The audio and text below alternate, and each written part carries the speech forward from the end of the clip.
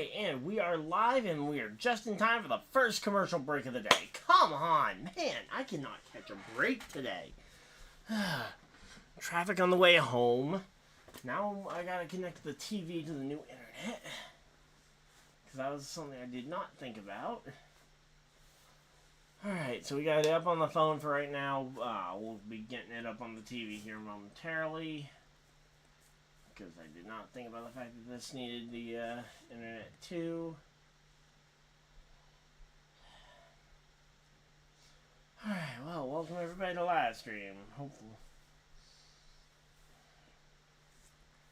Alright, which also means I need to get my phone up for the stupid for the password.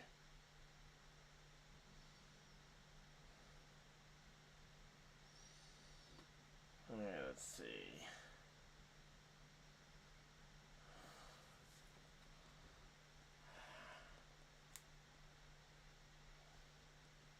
Gotta love having to go letter by letter as well, which means, and I can't say it out loud obviously because I don't need anyone knowing the password of my internet.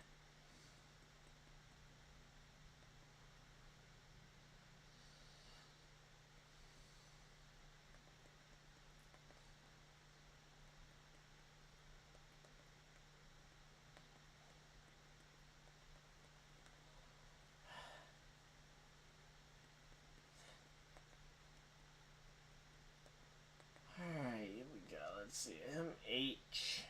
Oh, don't want to say too much. Alright, let's see. Again, we don't have, as a commercial break is still not back yet. And here we go, let's see. Luckily we don't have anybody even hanging out in chat yet. Because we were late.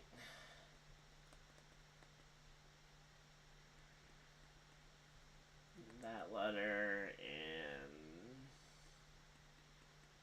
there we go. And they're back from commercial break just in time, hopefully, for us to be able to get this connected up. Alright, welcome everybody to Livestream. Again, we've been, apologies for the delay. Got home only about a moment ago, and then everything was not set up for whatever reason. My computer wasn't logged into my Gmail account. All my tabs were closed out. And then my TV needed to be hooked up to the internet. Just a lot of delays. We'll be here momentarily. Got the broadcast going both in my ear and on the phone. Kyle Busch is led from the pole the first 23 laps uncontested. 120 laps here in stage number 1. But so far, really very few changes. Reddick up 1 spot. Byron down 1 spot since the start of the race. Hamlin's up 1 or 2 spots. Michael McDowell and Allmendinger are both making steady gains. Come on. There we go.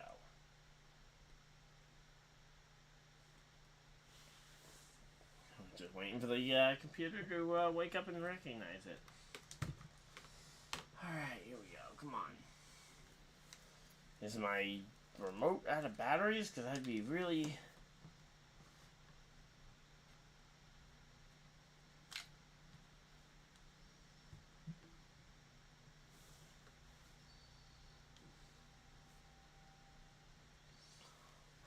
Let's see.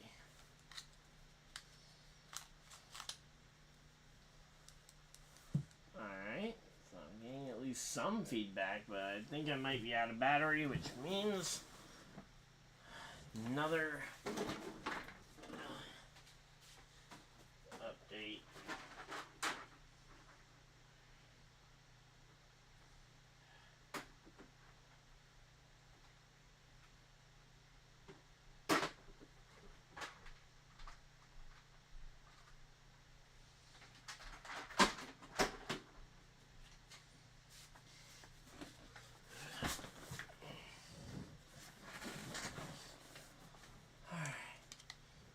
Okay, and let's see.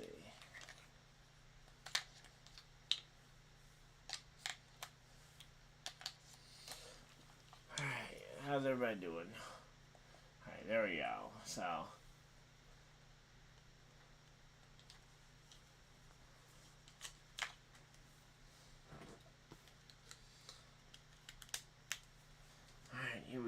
So Blaney and the Mustangs, though, I will say the Mustangs are actually looking pretty competitive today. Ford has had a rough patch of it over the last couple of races, but Blaney up in second. Then you've got a little bit of a gap back to the next Ford. Gregson in sixth, but hey, he's pretty much a rookie. Michael McDowell in seventh, good veteran there. Briscoe is down a couple of spots from the restart, but again, you can chalk that up. I mean, he's still inside the top 10, which is amazing for the Toyotas for the Fords based on how they've been up to this point. And there we go. We got it up on the main TV, which means I can take that down. Take it out of my ear. And it means I can start pulling up other stuff on my phone for for key points. Alright, there we go. So there we go. Kyle Busch versus Ryan Blaney into the corner. And Reddick staying close enough that if these two get into each other, Reddick could end up taking advantage. And he, even theoretically, looking at this one, Reddick could end up fighting with Blaney for the second position before Blaney gets a shot at another shot at Kyle Busch for the lead. Because that 45 is very fast here today. Obviously Reddick looking for back-to-back wins, looking to be the first back-to-back winner in the Cup Series of the season, if I'm not mistaken. I don't think Byron didn't go back-to-back with any of his wins, because he's the only driver who's won enough to possibly have gone back-to-back. Let's see. No, Byron did not go back-to-back, so yeah, Reddick looking to potentially be the first driver to go back-to-back there. Yeah, of the season at least. But here we go. We are here and we are ready for the day. And here we go. Yep, but side-by-side battle though. Ryan Blaney, Kyle Busch fighting it out for the lead of the race. And let's see, Blaney all the way to the bottom. Is he going to take the lead? Yes, he is going to clear Kyle Busch for the race lead. Can Kyle Busch?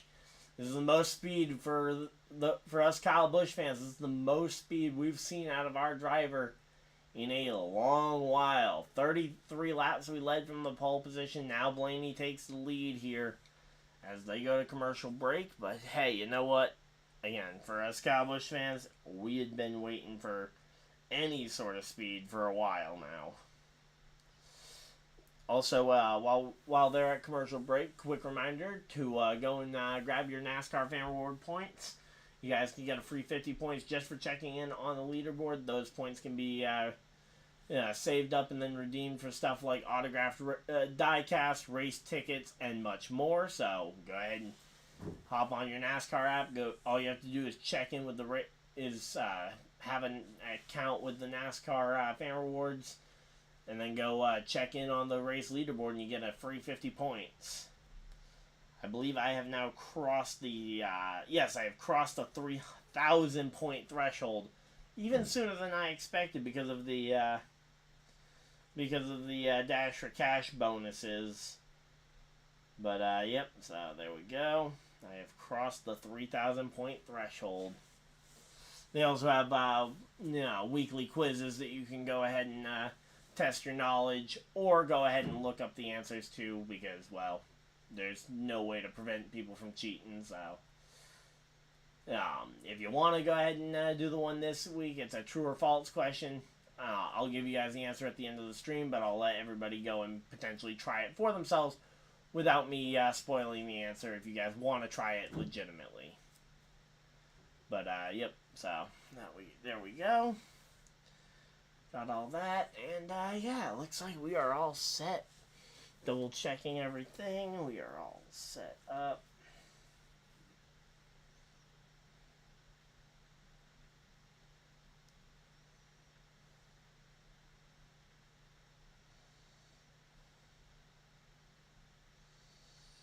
And we got a caution flag, first caution flag of the day. Caution is out. Alright, wonder what the caution flag is for, though. That's the bigger question here. Alright, let me just double check, make sure all the frames and everything are all good. We got that. And there we go. Alright, I also have a friend at the track, so we might check in with him when or if we get some kind of rain delay. Oh, and it's Todd Gilliland who's backwards down the straightaway. Not sure if that's the front or back stretch, hard to tell. Okay, it's the front stretch. So here we go. And just watching. Okay, he comes in underneath somebody. Another Mustang. Oh wait, no, is that a Mustang? It might be Austin Dillon. Hard to tell some of them, but yeah, here we go. The A and W car here, and yeah, it was underneath Austin Dillon. He just got loose on the bottom and lost it on the bottom. Nothing really he could have done once he got to that inside point. I mean, lifting before he got to the point of no return would have been a smart idea, but hard to predict that. Also, can I just point out, Stenhouse has moved up to the 12th position. Let's go. Ricky Stenhouse Jr., he got a runner-up finish at this track a couple years ago. Could he turn that into a win this week? Would be cool. So, alright, let's see.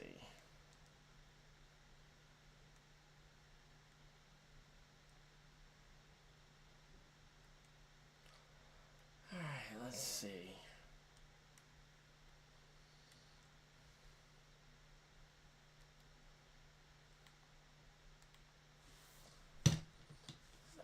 Now 42 laps in, and so we got a little under 80 laps to go in this first stage.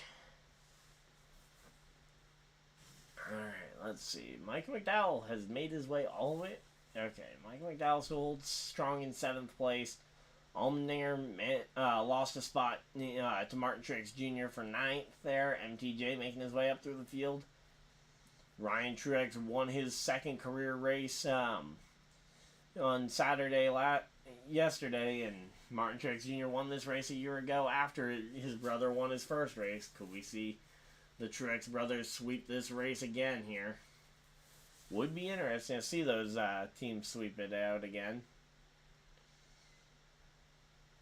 Looks like the safety trucks are still attempting to try and figure out the best way to get this one, because that is that's a weird thing with Dover. Dover has such a sharp angle. It's hard to tell exactly what the easiest way to help a car get hooked up from. Is it easier to go from the back or from the front? And if you try and slide them a little bit, they end up potentially sliding even further due to the slope. But yeah, there we go. They're getting it hooked up now, and we should be good. Alright, let's see. So there we go. We got 3 people hanging out in chat. Thank you guys for everybody that's tuned in. We are here, and yeah, Todd Gilliland going around brings out the first caution of the day, and I do need to go use the bathroom, so I will be right back, guys. But don't go anywhere. I will be right back, guys.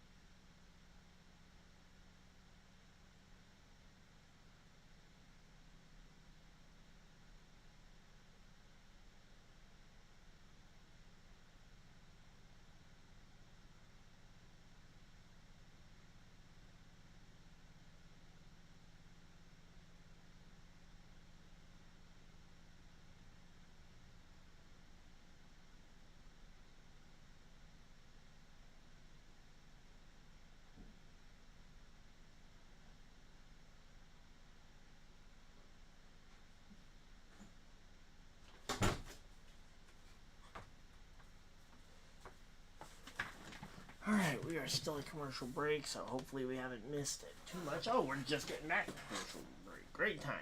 There we go. Gotta love some good timing when we get it.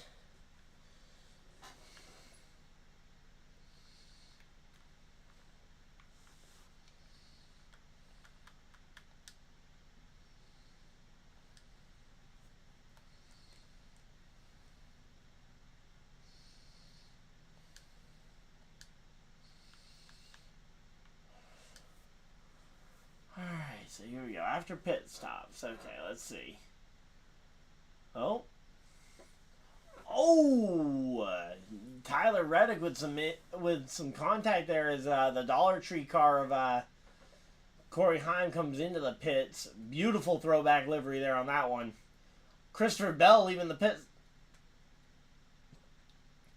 Leaving his pit box too early. Not all the they didn't get the tire all the way tight. Issues for a lot of the Toyotas here, because yeah, there's the replay of the contact between the 43 Toyota and the 45 Toyota again.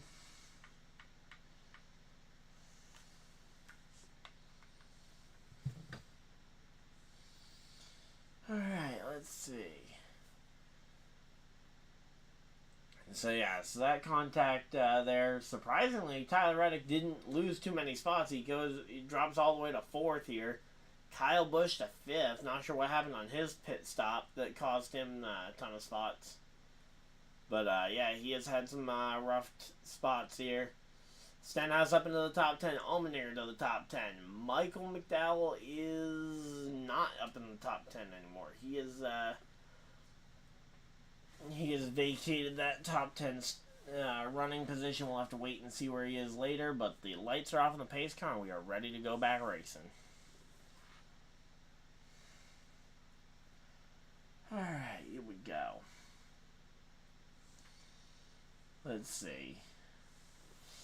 And they are going to go green, green, green. Green flag's out. They are back to racing. Blaney on the inside. Byron on the outside. 2 Toyotas behind them. The 45. The 11. The 8 of Kyle Busch. The wild card in the mix. Let's see. Then you've got the 2. Oh, whoa! Denny Hamlin way up the track after contact with the 8, I believe. He may have had just a tiny bit of contact there, but it sent him way up the track. He loses a spot to both Gregson and Chase Briscoe here en route. Let's see. What happened to Michael McDowell? Did he have just a really bad stop or a speeding penalty? Yeah, Michael McDowell is dead last. He must have had some kind of speeding penalty because there is no way he comes out last place here. I mean, I gotta look this one up because I have no idea what happened and I cannot justify how it happened.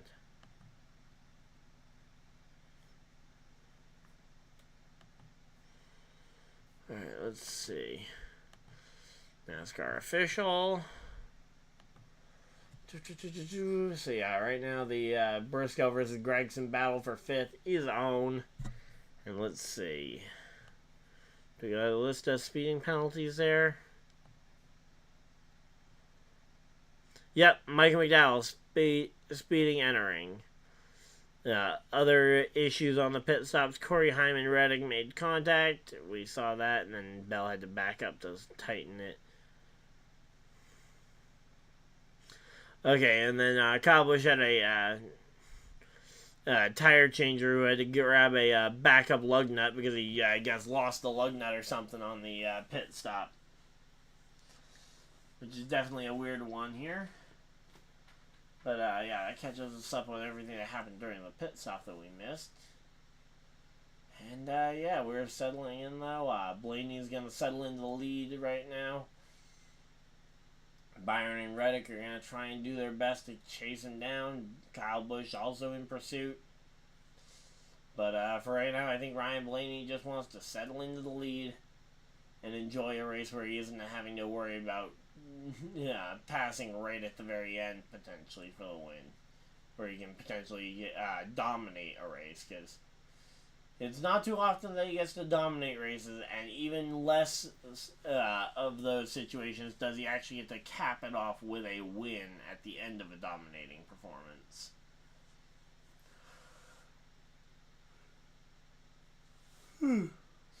Alright, let's see. So they're showing the what diamonding the corner is.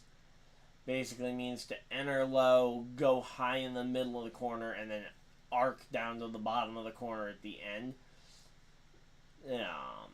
Basically taking the optimal line and using up as much of the valuable space on the racetrack through the corner.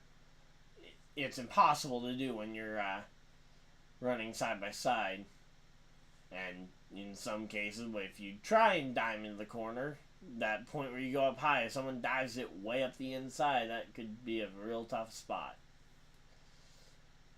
Alright, let's see.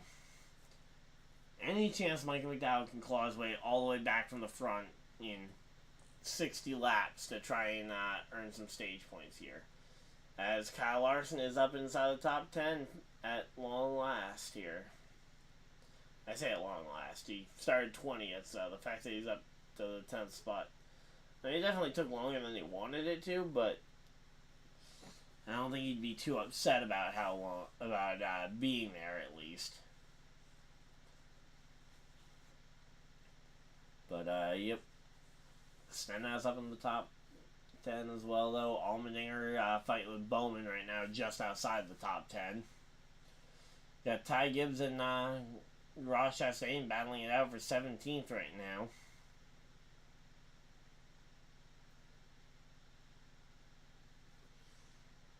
Alright, let's see. Again, right now we're just kind of settling in here. How's everybody doing, though, today? Hopefully everybody's having a good time.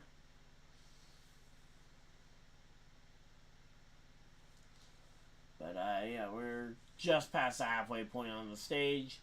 60 down, 60 to go.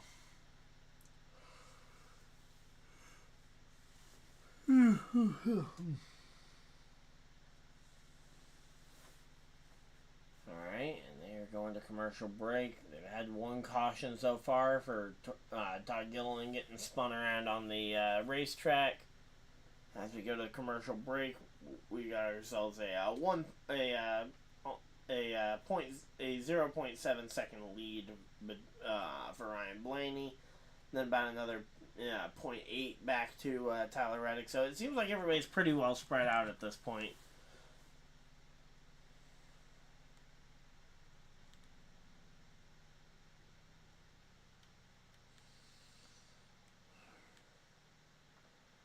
Alright, here we go.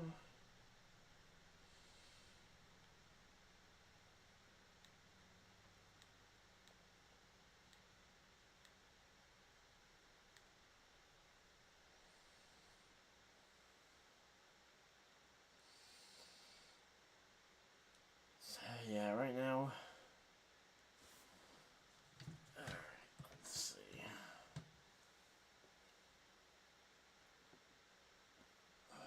Man, I am tired here.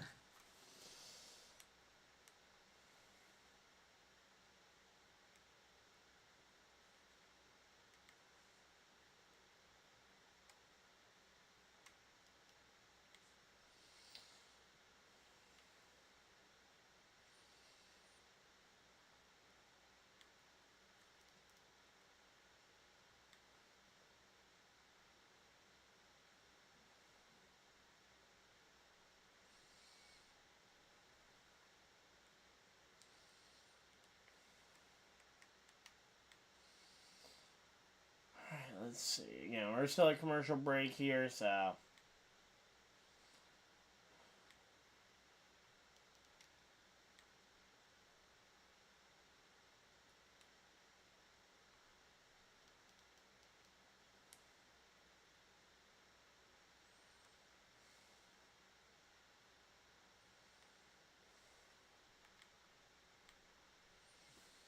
Alright, let's see.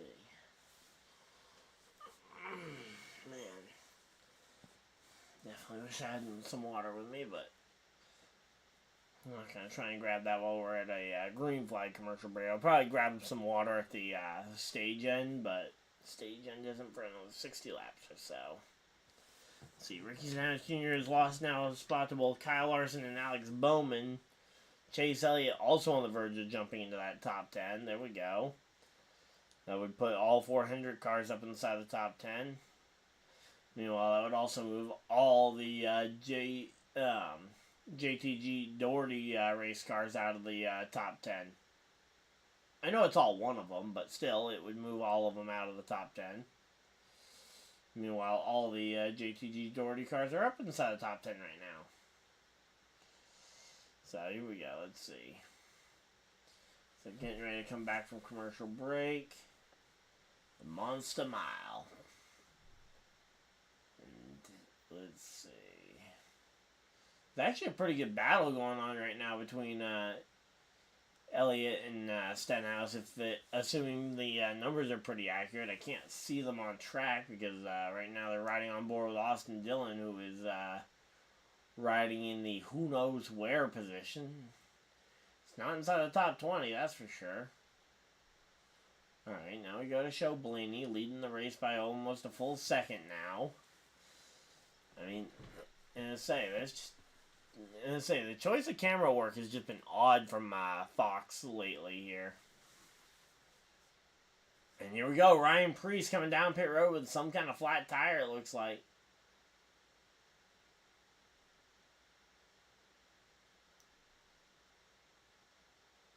They're talking about a day could be over. Uh-oh. A flat tire usually isn't that terrible outside of, obviously, at this track it could be.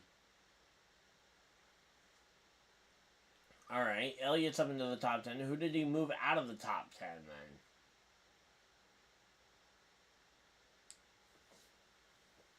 then? Alright, Briscoe and Gregson have both moved out of the top 10. That's how Elliott was able to get in without moving Stenhouse out.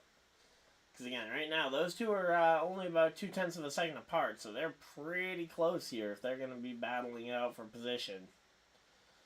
Alright, let's see.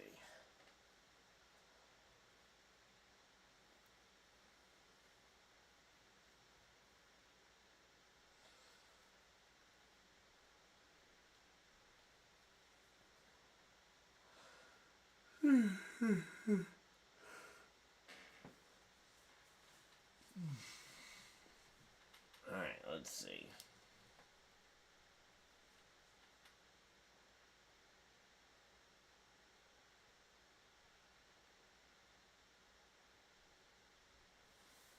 Alright, let's see. They're talking about Briscoe's crew chief here, Richard Boswell. Seems to be the new king of the Stewart-Haas stable. Him and the 14 crew have actually done a pretty good job of stepping up to the plate of being the best Stewart-Haas car. I mean, not quite filling the role that Harvick left, but honestly not doing too bad of a job when you factor in that Harvick throughout his last several years just was not able to perform ultimately the same level he had been. Alright, let's see.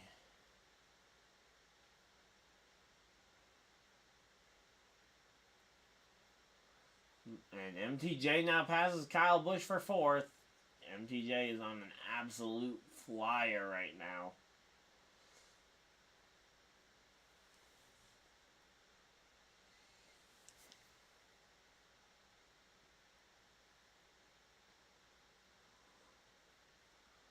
Let's say, talking about how this is one of Truex's favorite tracks. Let's say, not really a surprise because his first win, if I'm not mistaken, his first ever career win came here. And say, that battle is suddenly a lot closer now. You got only about 0.3 of a second between Blaney and Byron. Then you got another little bit between. You got a slightly bigger gap, almost a full second between Byron and Reddick for second. She gives Blaney a little bit of breathing room because the only person breathing out of his neck right now is the 24. But the problem is that you've got all 3 of the 24's teammates on their way through the top 10 right now as we speak. You got the 5 car in 6th place. You got the 48 car in 8th. And you've got the 9 car all the way up to 10th place here. And here we go. The 24 challenges for the lead. And let's see. What can the 12 do. Looks like the 12 is just going to give up the position here, and he's going to try and hang close and basically hang tough, and we'll see if he can force a mistake out of the 24. Let's see.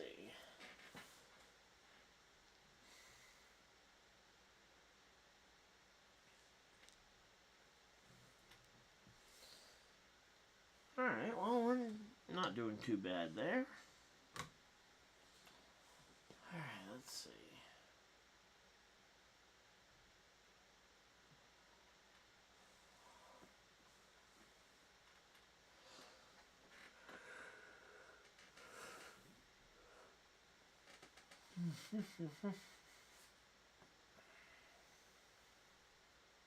So 80 laps complete, 40 to go here. And say Trick's doing a pretty good job of just running through the field here.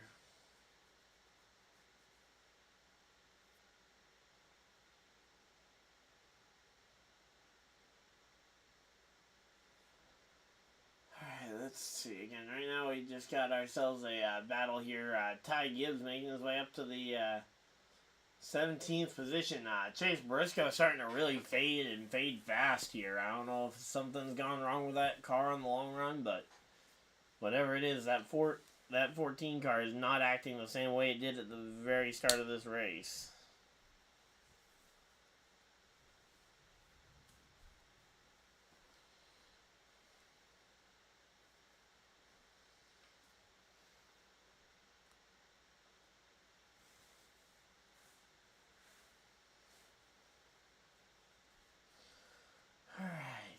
Go.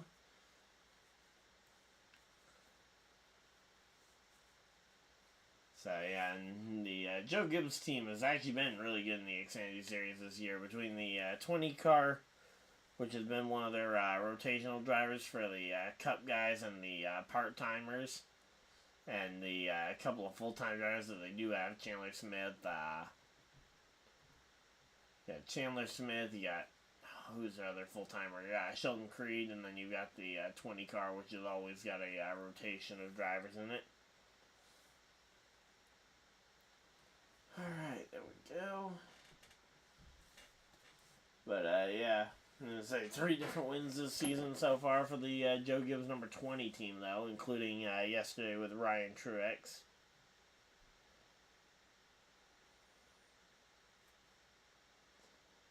Alright, there we go, and we're under commercial break for yet another time here.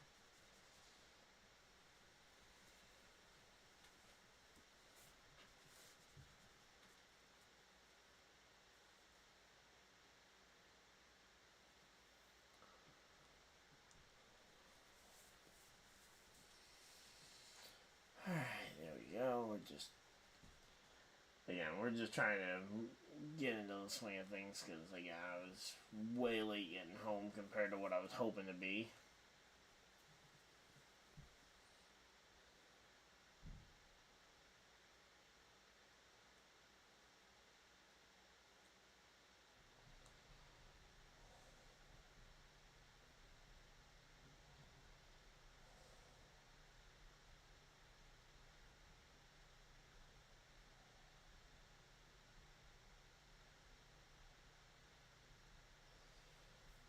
Let's see, what do we got going on?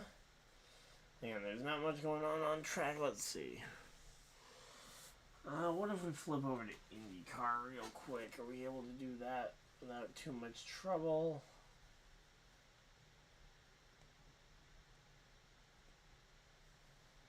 Let's see. All channels.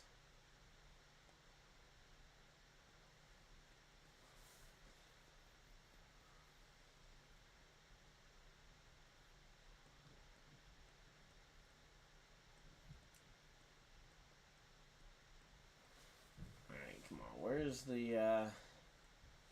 NBC on this list? Come on.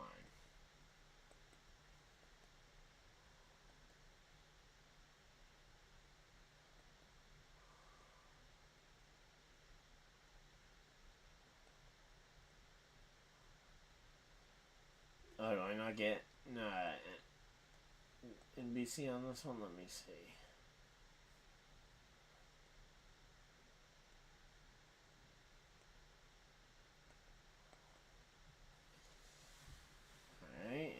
NASCAR is just coming back from commercial break, which means we won't be long.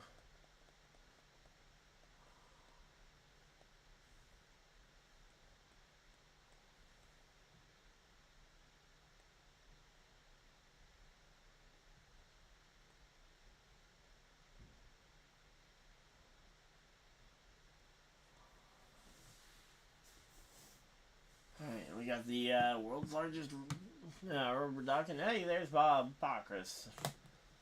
Alright, there we go. And still trying to just get into the swing of things here. We are currently 30 laps away from the checkered flag at stage number 1.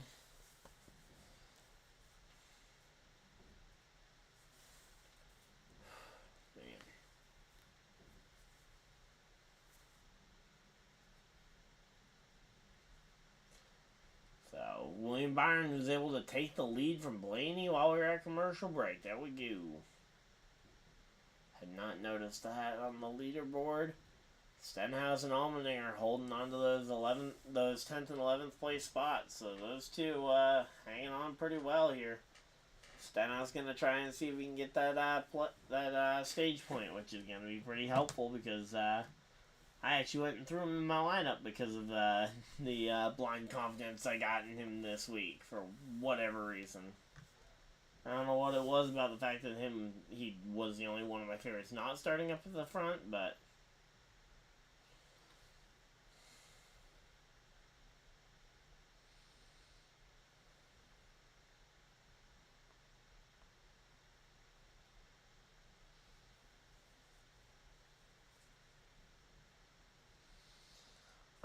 okay. Kevin Harvick will be driving the Hendrick Motorsports number 5 in a couple weeks at the All-Star practice and qualifying session, as Kyle Larson will be in Indianapolis for the Indy 500 practice session there. Obviously, way more important that he gets acclimated to those cars so he can go ahead and attempt to qualify for the Indy 500 ahead of the All-Star race that he absolutely flat out decimated last year. Even if he is going to have to start from the back this year.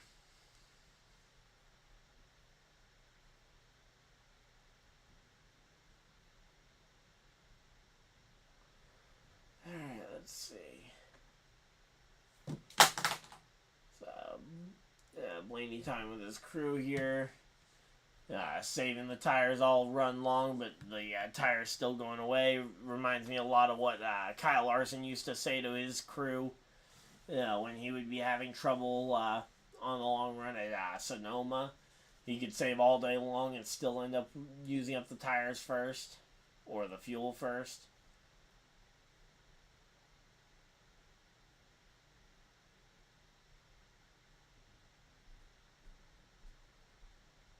Let's see. Let's say Martin Truex Jr. battling with Blaney here for the 3rd position. Only 20 laps to go, so Truex is running out of time if he wants to try and win this stage outright. Now, can Truex actually get to that stage win, or will he have a stumbling block along the way?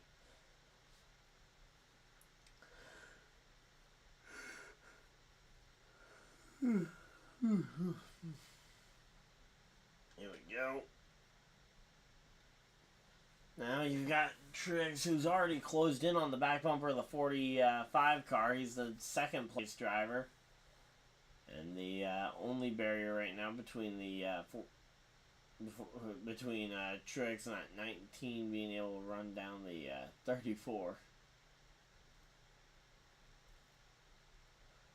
Alright, let's see. Yeah, right now we're actually just chilling. Hopefully you guys are having a fun time. If you guys are, of course, hit the like button and subscribe if you guys are new. We're closing in on 2600 or 2700 that we're closing in on?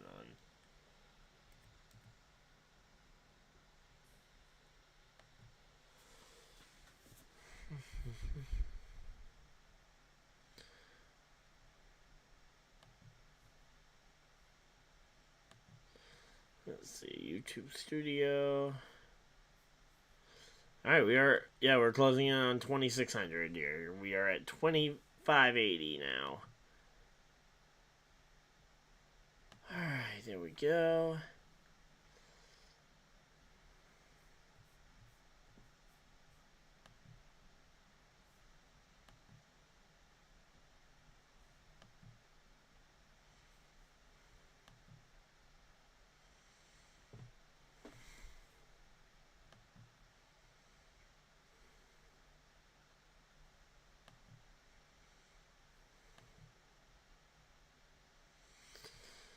All right, let's see. 15 laps to go, and we're at a side-by-side commercial break. Michael McDowell now 1 lap behind the race. That is a bummer. Michael McDowell fought so hard to try and stay on that lead lap and just got a real big, had a real big incident there.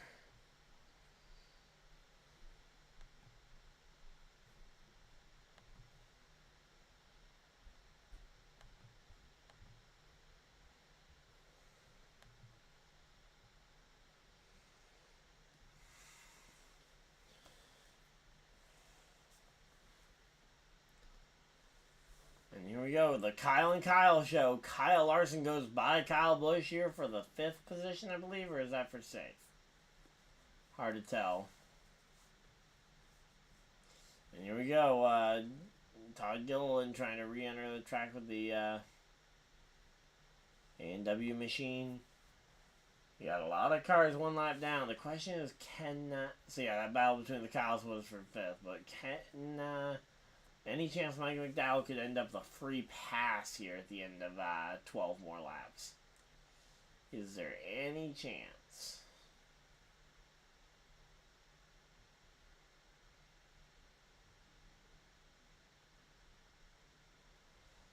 Alright, let's see. Again, right now, yeah, Kyle Busch is definitely fading here in the latter part of the stage. It looks like his car may have been designed for the short run here. Ryan Preece officially out the race. But as of right now, though, everybody else still in contention here. 11 laps to go.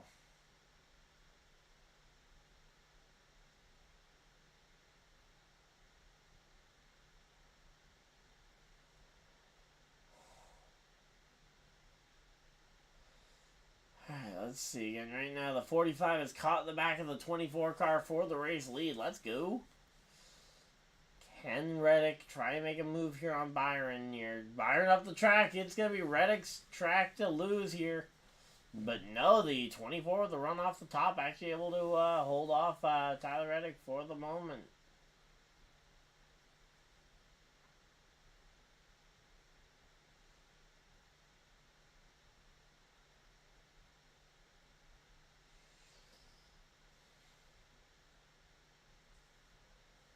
Alright, let's see. Again, right now we're just chilling here. Alright, let's see.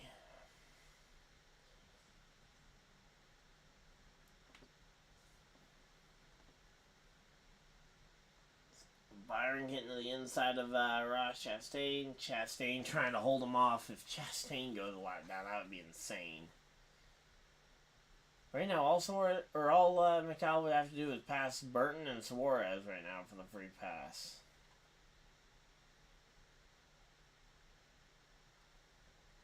Alright, let's see.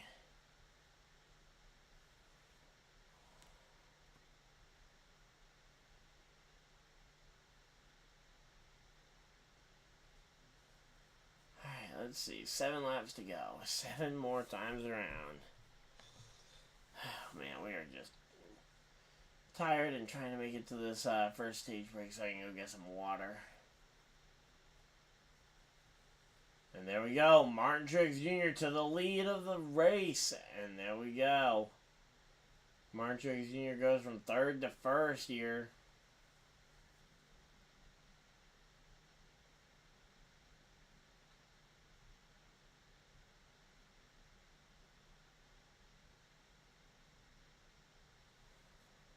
Alright, let's see. 5 more laps to go. Truex has the race lead. Question is, can anyone take that from him? Let's see.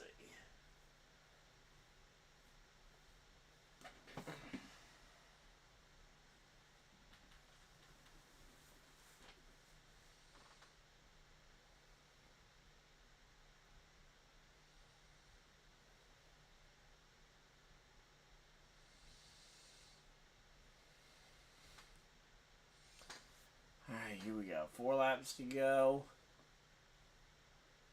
And Suarez is now a lap behind the race. Let's see.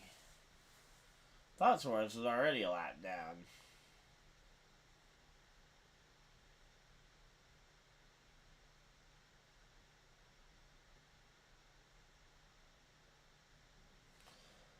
Alright, let's see. Here we go.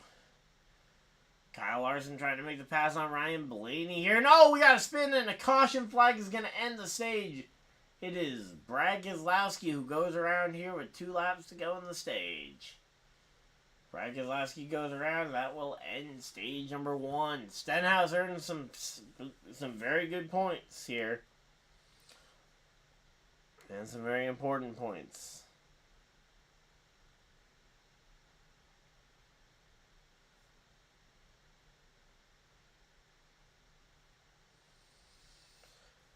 Alright, so there we go. Let's see. And yeah, he just got loose and lost it. No idea what caused that for Keselowski. That was at a really weird part of the track to lose it, too.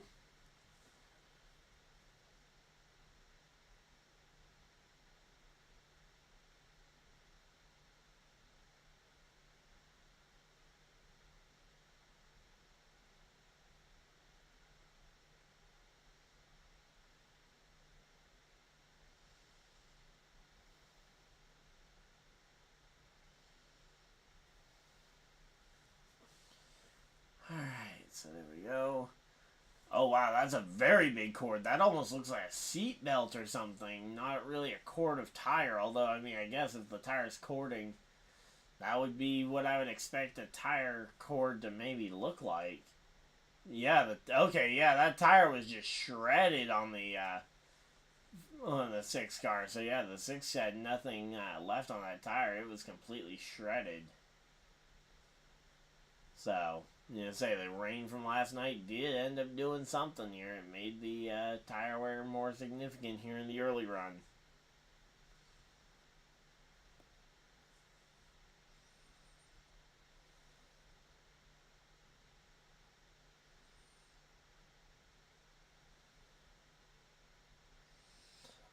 Alright, and here we go. Coming to the end of stage 1, it is Martin Truex Jr. with the stage win number 1. First step of to repeating what he did last year is completed as he wins stage 1. 5th stage win for Martin Truex Jr. I believe this season, which is hard to believe because that is a lot of stage wins for a driver who it doesn't feel like we've talked that much about. Maybe it was Toyota's.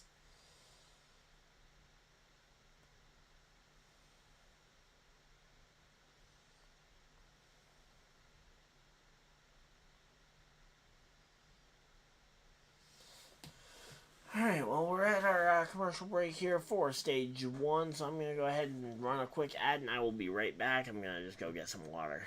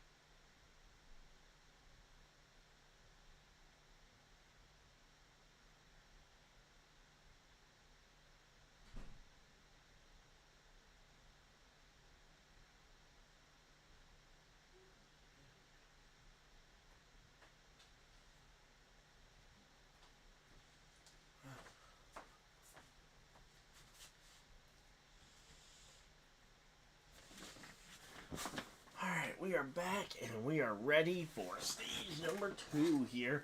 130 laps for stage 2. Wow. Alright, here we go, here we go.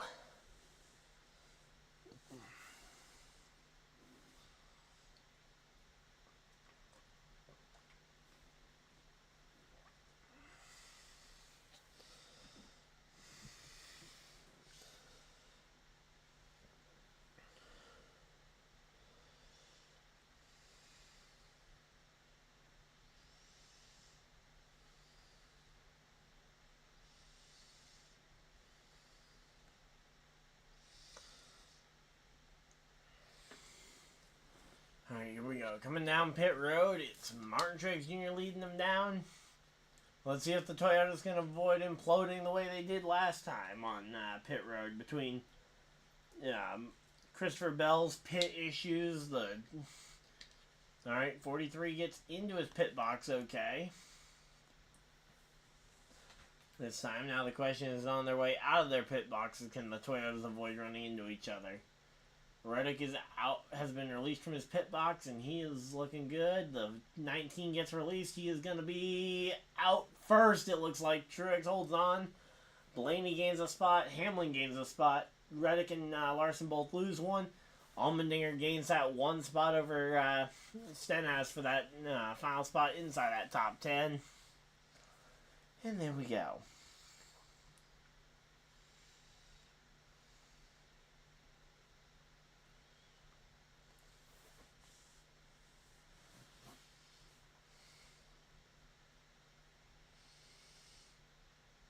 Let me go see how my fantasy lineup's doing. Yeah, so aside from skipping Truex, my lineup's actually looking pretty good. In fact, I'd be 1, 2, 3. I'd be 1, 2, or yeah, if I'd taken Martin Truex Jr., I would be at like 1, 3, 3, 5, 7.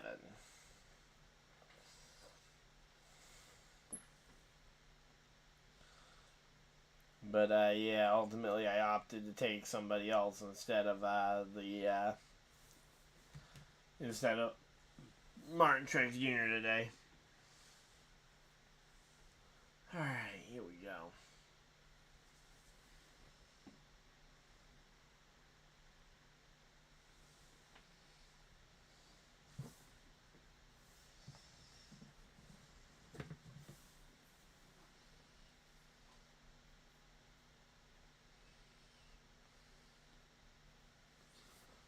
Alright, let's see.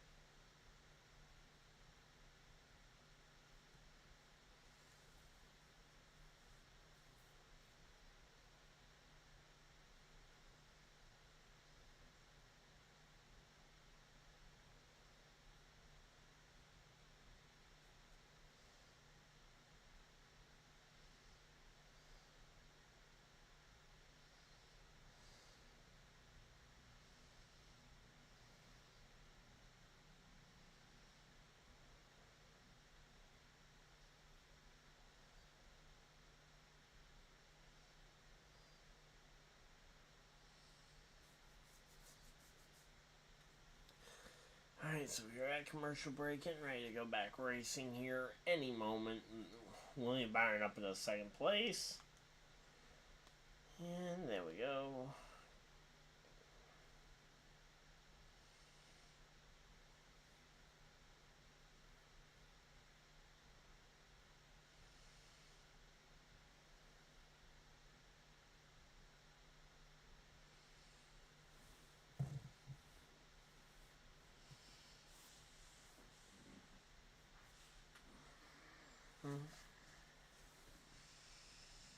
Alright, let's see.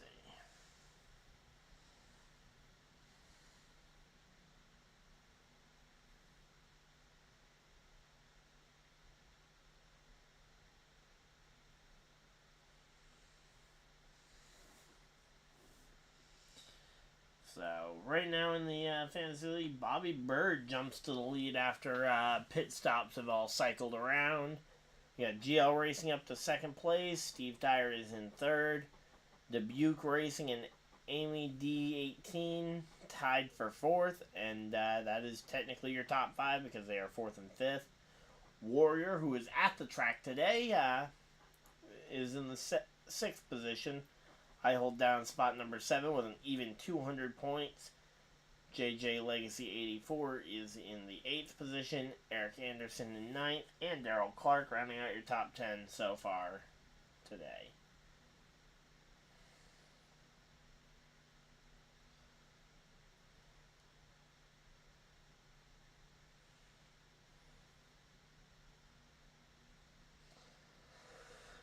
Alright, let's see. So, they got Eric Jones on there for an interview. He has he had an injury last week after the crash at Talladega. Glad to see him up and moving around and even at the track this weekend. Hope to see him back in the car for Kansas next week, but currently we do not know the status of when he will be back in the race car. Currently, Corey Heim is the fill-in driver. And for the foreseeable future, I believe the Xfinity trucks, I don't think trucks go anywhere the same weekend that Cup does go anywhere different. I mean, the same weekend that Cup does. So he should be able to fill in, play the substitute role the entire for a good chunk of the season if Eric Jones needs it, although I'm sure Eric Jones wants to get back in the car as soon as humanly possible. Try and preserve that whatever points position he may have had a shot at, not to mention I think a lot of us are looking at one of those 2 Darlington races as a potential win for him. I mean, 2 of his 3 wins have come at the Darlington in the Southern 500. And his one other win coming at the Daytona Super Speedway, but Darlington's always kind of just been a knack for him. And we hope to see him back in the car again as soon as possible. But Darlington is kind of that deadline, because if he can get back in there for Darlington, I think the playoff picture is certainly not over yet for him. And green flags out. We are back to racing, and here we go. Diving into turn 1. Truex on the outside, William Byron on that inside. These guys looking pretty good here. And let's see, there we go. Truex falls into line first as they start going single file here. Kyle Busch is on the outside line here. He's going to try and fall into line somewhere in the top 10. He goes and he gets ahead of Bowman there. Falls into line in the 7th position. And here we go. He's going to continue to try and maybe even pass Alex Bowman here early in the run. We know that early run speed has not been Kyle's strength. Or the early run speed was Kyle's strength on the last run, but we'll have to wait and see if they made any significant adjustments here that may have changed the balance of that race car here. Brad Keselowski had a pit penalty for pitting too soon. Obviously, he had the torn apart tire. He didn't really have an option to not pit there before the pit road was opened. Still not saying it inside the top 12, though. I mean, again, that's a pretty good value pick today.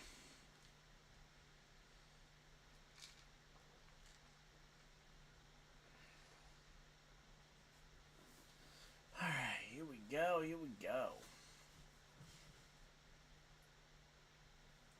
So right now, Hamlin and Larson are dueling it out side by side here. You got the Mavis tire car for Hamlin, and I will say that the white on that car is a lot better than the flat green that they normally run. I don't know if that's because of a backup car or if he had some kind of contact throughout the weekend, because that doesn't necessarily look like it was intended to be white. But regardless, it looks better than it normally does. So whatever led to this, I like it. I mean, I think there's some better options that could be done, but at least this is something to break up all that green.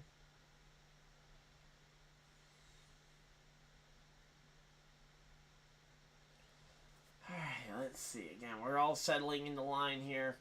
Kyle Busch has lost the spot to Bowman for the 7th position, but he has managed to hold off the hard-charging Chase Elliott for that to hold on to that 8th position here.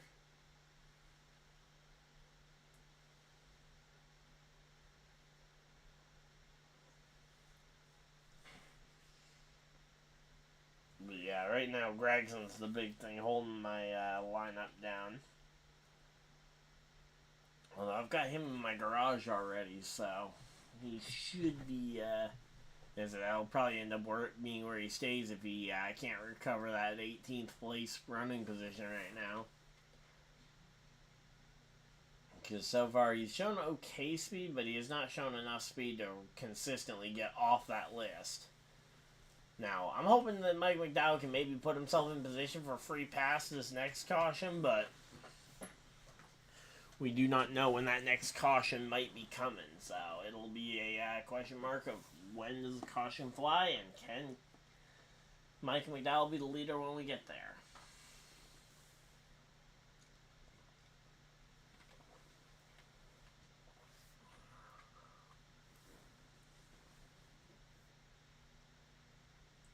Alright, here we go.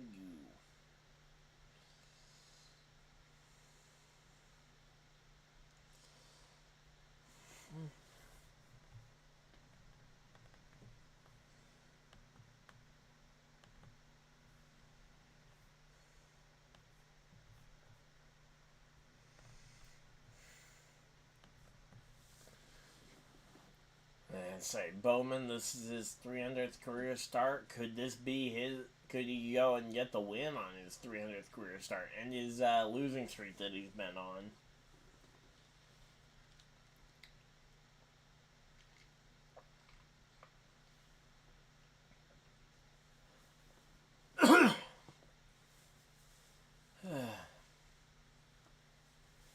But yeah, I mean, right now Bowman only in the 7th position. He's gonna need a little bit more luck to fall his way than this if he wants to seriously be considered for the win at the end of the day. Because right now, Martin Truex Jr. is starting to try and check out on William Byron for the to even be in the conversation at the front there. Because, yeah, right now it is definitely a Martin Truex Jr. versus the field kind of day. At least that's what the kind of day it looks like it's shaping up to be.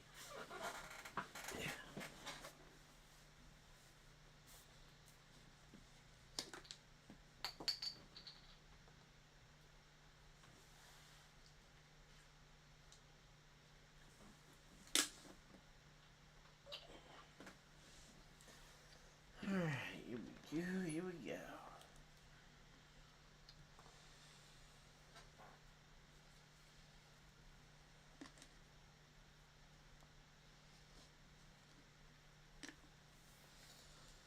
Let's see.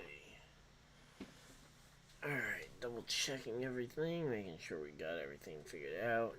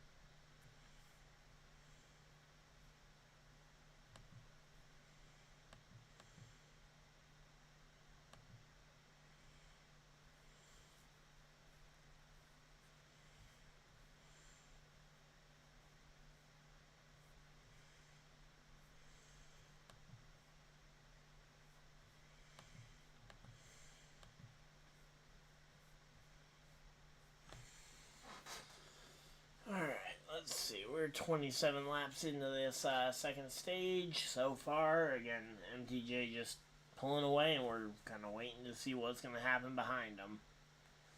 And say everybody else kind of getting spread out. It's definitely a it's kind of your typical Dover race, and honestly, this is part of why I think a lot of people are talking about this as a track that could potentially be losing a date for this upcoming season.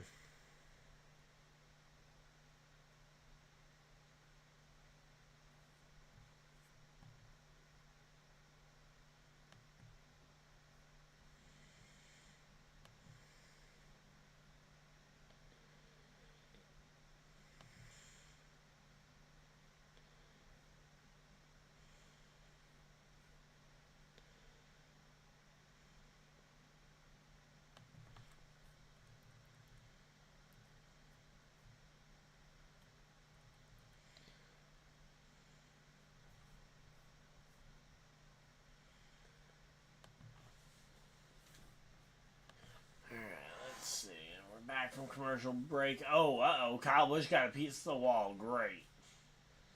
As William Byron and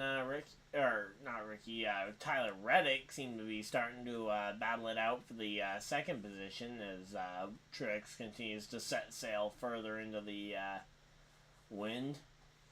Potentially, I was really off about the whole Truex pick. I said it. I thought he and his brother might be able to win it, but I was worried I may have gone and cursed him. But so far, MTJ looking like a solid pick here. And I don't even remember who I picked this week.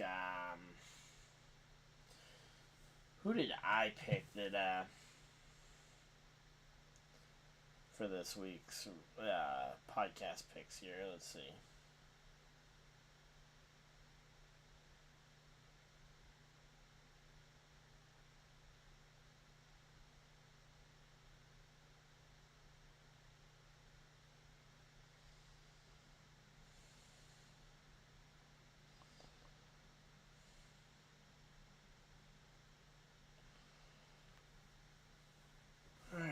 Let's see. Alright, now that we're 35 laps into this green flag run, let's see. Who are some of the top cars a lap down? And oh, Mike McDowell's in the free pass spot. Come on. Caution flag. Let's go.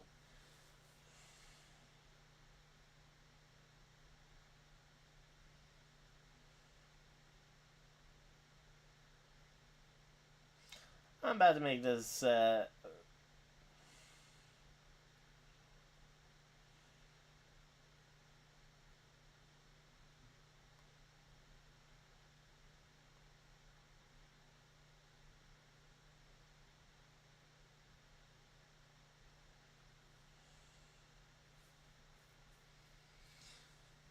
let's see.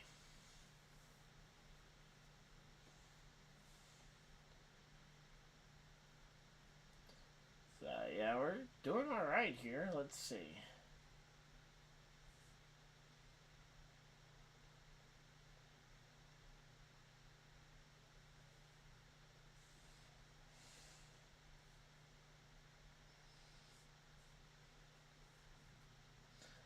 Okay, I have Denny Hamlin winning. He was who I had winning.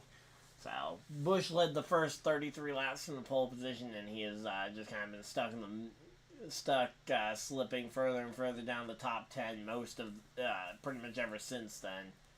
Kind of managed to stop the bleeding at about 8th place, but that's still not a great spot to be in. AJ Allmendinger, though, right now, he's making this work. He's up into the 10th position. He's holding on to that top 10 spot. Just clicking away at it inside that top 10. There we go. There's the Hungry Jack number 47 car for Ricky Stenhouse Jr. Up into 11th place. He was up to 5th at one point there.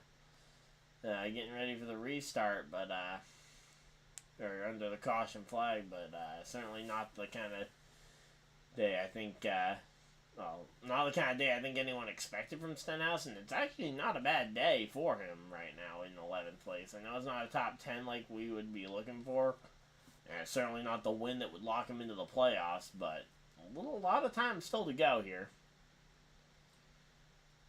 Alright, let's see.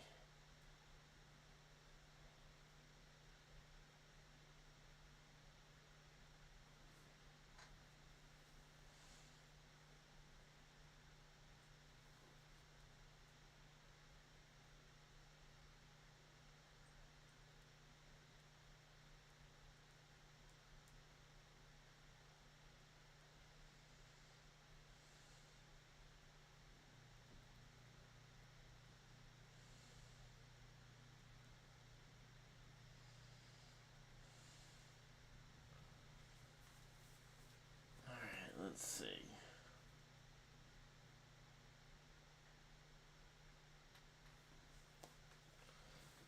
So, 44 laps into this race, or into this second segment here. Definitely starting to click away at the laps. Kind of surprised that we haven't had any further cautions with how treacherous this track is. But as of right now, yeah, no further cautions have been called. So there we go. Wow, we have 4 people hanging out in chat. Let's go.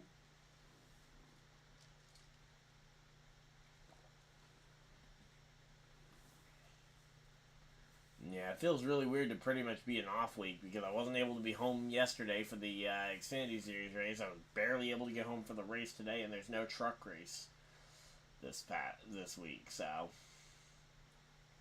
yeah, it definitely feels weird.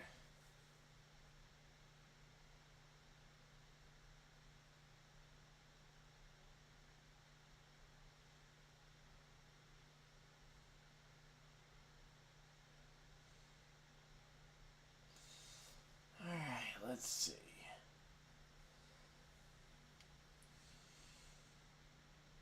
How is everybody's day going? Hopefully everybody's having a good day.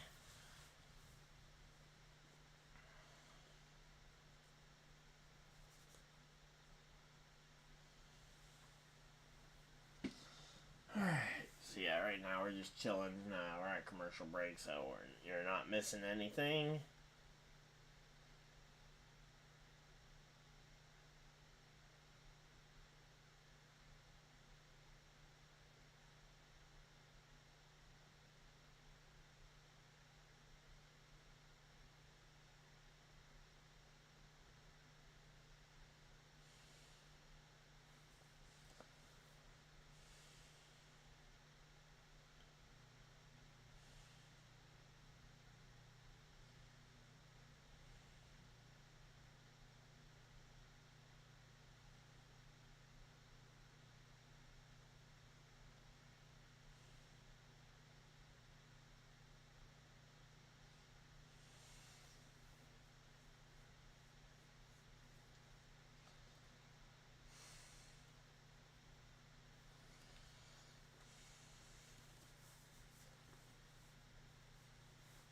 Alright, let's see.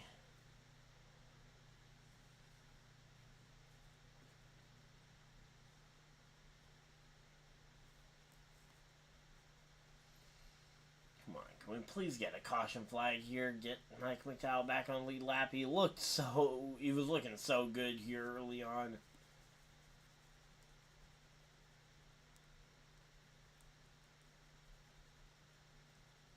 Alright, let's see.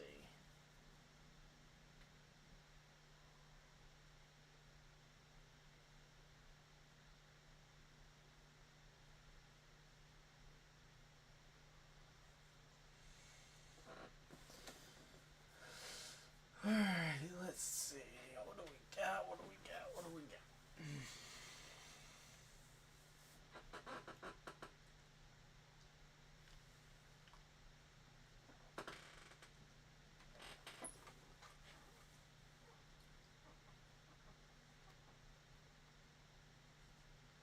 So Sunday at 3 p.m. Eastern next Sunday for Kansas. Gotta love 3 p.m. starts. At least it means I'll be able to be home and schedule the stream.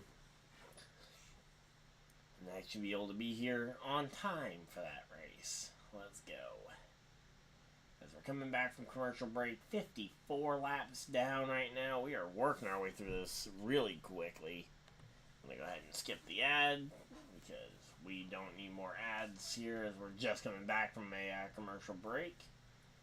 And yeah, right now, Corey Heim making that Cup Series debut. He's won 6 career truck races, but yeah, he's never been in the Cup Series before today, and he's holding steady at least, despite getting absolutely rocked in pit lane with the contact with his team. Or with his manufacturer teammate in Tyler Reddick. The two Toyotas there colliding. They aren't in-house teammates.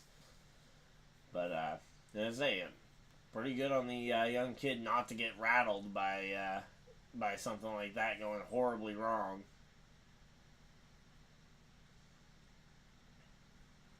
So, the drivers to have made their first career Cup starts at Dover. Kurt Busch's first career Cup start was at Dover. Okay, did not realize that. I thought his first career Cup start was at Bristol. I know that's where I'm pretty sure that's where his first win came. Maybe that's when I'm mistaken. I thought it was his first race and his first win both happened to come at the same track 2 different times. But nope, guess not. But, yeah, this seems to be a pretty popular track for good drivers getting their first starts. Matt Kenseth's first Cup start was here. Kurt Busch. A couple other names they just had up on the screen. But, yeah, we're chilling out, having a good time here. Hopefully you guys are having a good time in the chat. And here we go. Again, I'm actually making some good ones. And, oh, no, Suarez is now lapped down, and that is definitely not going to help. And now Heim is the next car on deck to go a lap down. That is not good. At least with Denny Hamlin, it looks like I might just end up getting a boring top 10 versus a flashy wreck like I had with McDowell last week, where I was so close to the win in the podcast picks. Over on the Lap Down podcast. If you guys want to go ahead and listen to the latest episodes, those are the link to the Lap Down podcast channel is in the description. You guys can go check that out after this stream. If you guys want to hear me talk about last week's race, or not last week's race, but if you want to hear everybody else talk about last week's race, so I wasn't on the podcast this past week, or any of the other episodes that we've done. We've been doing weekly episodes all season long, and we have no intention of slowing down now. And there we go, Denny Hamlin and Alex Bowman battling for position. That's a bit of a classic battle there as we go NASCAR side by side. Bubba Wallace up into the top 11 here. Allmendinger starting to slide even further down the leaderboard here as Chris Buescher making his way up there. And Allmendinger really sliding. Ty Gibbs up to 13th. Barry to 14th. Allmendinger all the way to 20. Oh, Allmendinger's in the pits. Allmendinger has hit pit road. Allmendinger opted to hit pit road here. I thought you could make it 130 laps on fuel. Unless something is seriously wrong with that car, he makes a very short pit stop. I mean, granted, all the stops these days are pretty short, but that definitely seemed short. But, yeah, here we go. Now, and we got more cars coming down pit road, so I guess, maybe, there's a tire strategy being played here. Maybe they will need to, make a pit stop. Because here we go. There's, Kyle Larson coming down, getting his, 4 tires. We got Chastain on pit road. William Byron getting his 4 tires here. So a lot of shifting around happening here with 66 laps going, stage number 2. And here we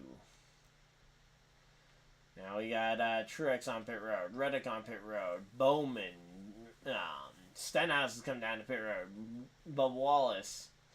So now Blaney, Kyle Busch, not Joe Gibbs, Ty Gibbs, Daniel Hemrick, Corey Heim, LaJoy, Suarez, currently the list of drivers who have yet to pit. Waiting to see who all of the lap down cars might be the first one to try and play the staying out game. Looks like Suarez might be trying to stay out to try and preserve their lap. Yep, there we go. LaJoy, Suarez, the top two. Busch, Blaney, both in for service. You got Ty Gibbs on pit road. Heim, Hemrick, all in for service here. Michael McDowell is on the lead lap as of right now. He's just trying to ride it out, hoping to maybe be able to snag a luckily timed caution here, as they are now 60 laps into this run. Now, I'd be curious to see what those tires look like, especially if I'm the 34. I would be asking around all my Ford teammates and be like, hey, can we just see your tires to check tire wear? See what our tire wear might possibly look like, with the how soon to make a priority to come to pit road is, because it could be significant.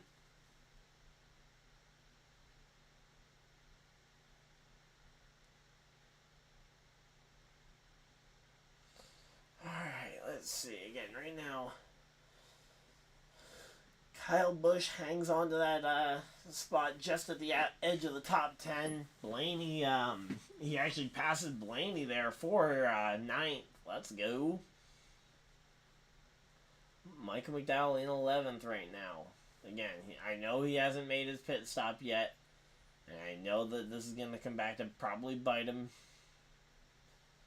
Come on, Michael McDowell. Just all he needs is a luckily timed caution here. Anytime between now and when McDowell actually comes to pit road. Or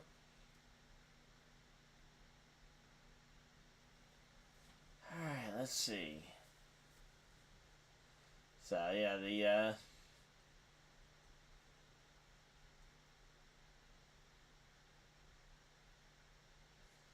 alright, let's see. Again, right now, Larson is at the head of the field, and he is a lot faster than Corey LaJoy, who is the last driver to be out on track at the front of the field at least.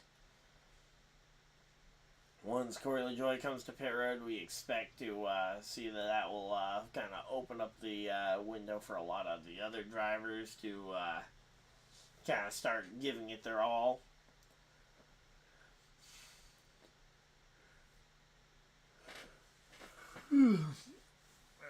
Man. There we go.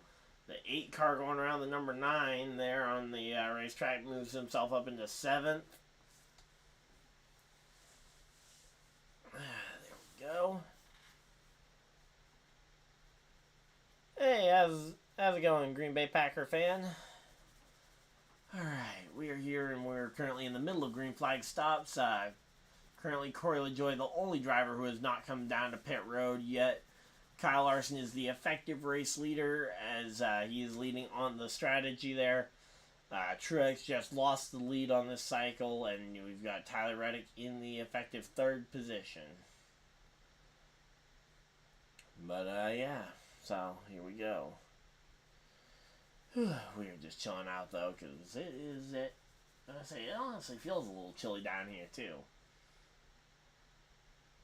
But, yeah, right now, though, Corey LaJoy still has all the way up to 10th place a lap down here. And we're waiting to see what's going to end up happening.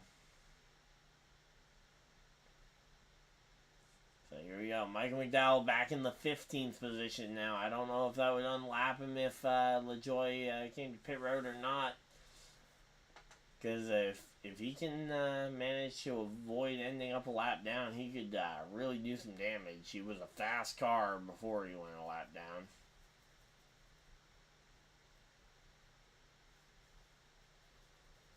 Alright, let's see.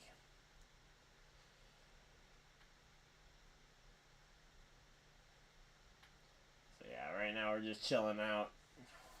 55 laps to go in the stage.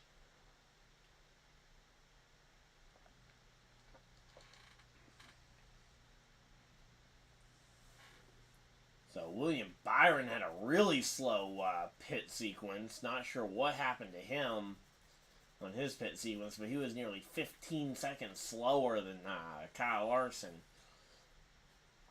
But yeah, that's going to put William Byron out the running for a good position right now.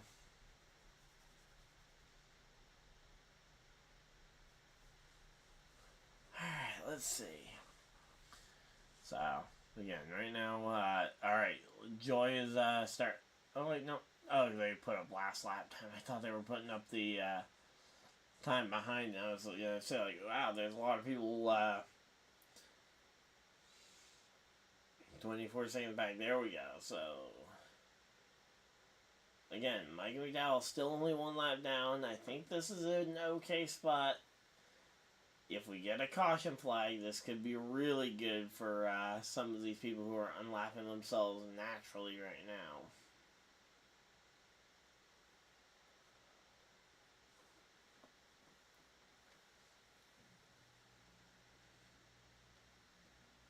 Alright, so yeah, right now we are just chilling out. Hopefully everybody's having a good time tonight. Again, we got ourselves a 51 laps until points are paid, and we are officially halfway through this race. Although, officially halfway doesn't mean a whole lot today, because there does not appear to be any threat of rain, which is nice, because it means we won't have any stoppage in the race.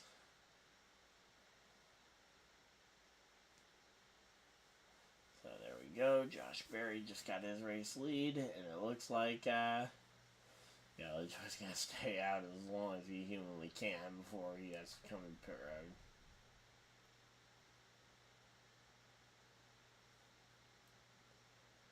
Alright, let's see. Man,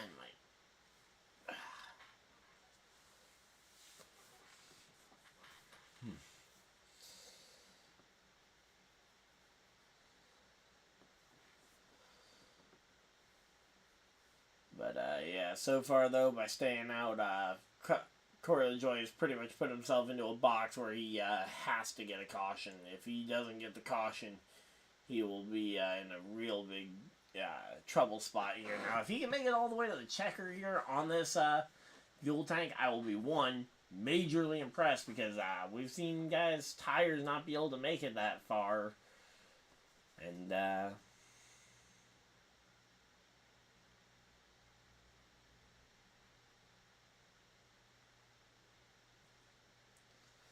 alright, let's see. 47 laps to go. And again, right now, they're just working their way around. Nothing really happening. Nobody's really challenging for positions. They're all just kind of riding in line. Saving the fuel, making sure they can make it to the end of the race.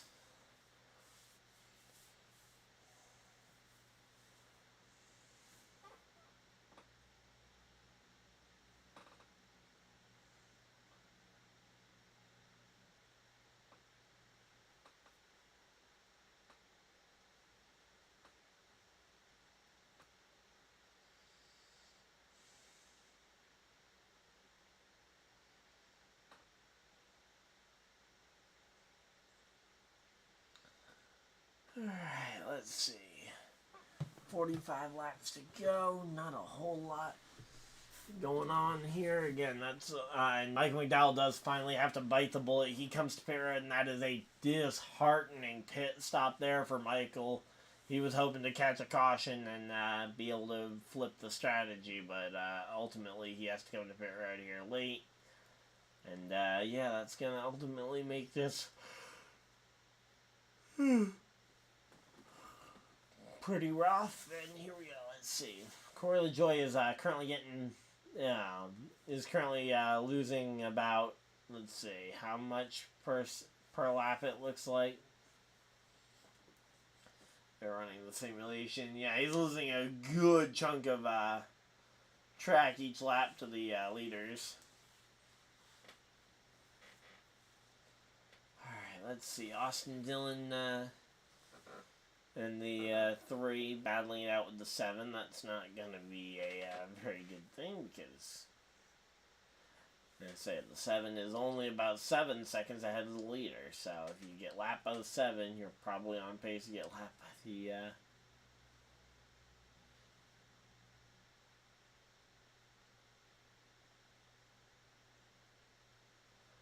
Alright, here we go. Austin Dillon coming down pit road as well. Okay, I thought Austin Dillon was already pit. I thought he was going to be one of the players to potentially try and make something out of this, but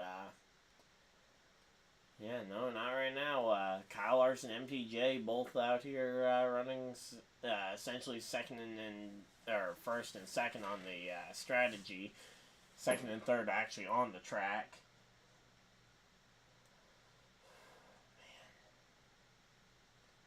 Yeah, it is chilly down here for whatever reason today. I may have to go turn on the heater just to warm up this room just a little bit here, but we have got ourselves 40 laps to go. At the next either caution or commercial break, I will go get that going, but yeah, it is chilly. And there we go. Now Michael McDowell is down behind Jimmy Johnson, which is unfortunate. One, that Jimmy Johnson is running that poorly, and two, that somehow the 34 is even behind him.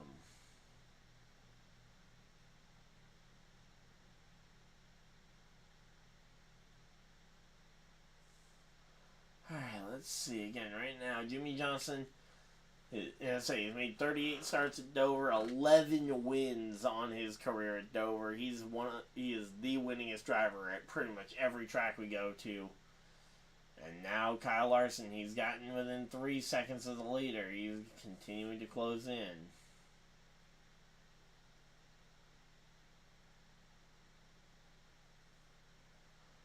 Alright, let's see. 37 laps to go. 214 down. Under 200 to go. So the 400 laps here definitely working their way through it, but it's been a long time since we had a caution flag. We had the one for the end of stage 2. And that was about it.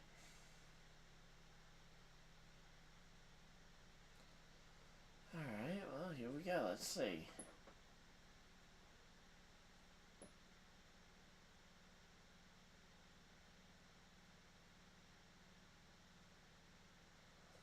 Alright, let's see. Again, right now, there goes the 51 trying to unlap himself from the 7.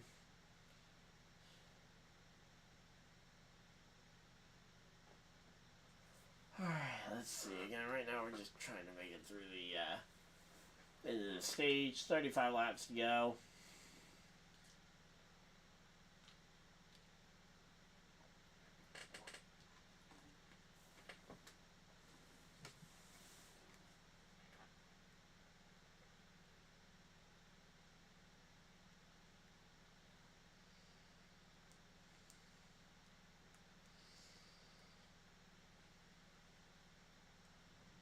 Alright, let's see.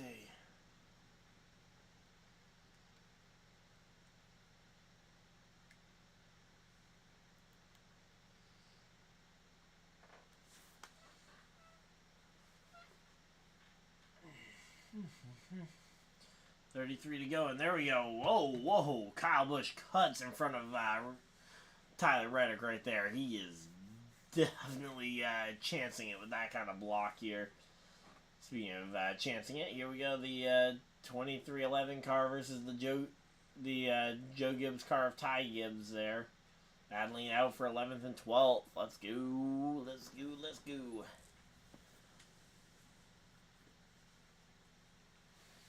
And now Kyle Larson has gone and taken the race lead, and we will have accurate running information now for who is actually in the lead. And it looks like they're going to a commercial break, which means I'm going to go get the heater going, because it is really chilly down here for whatever reason today.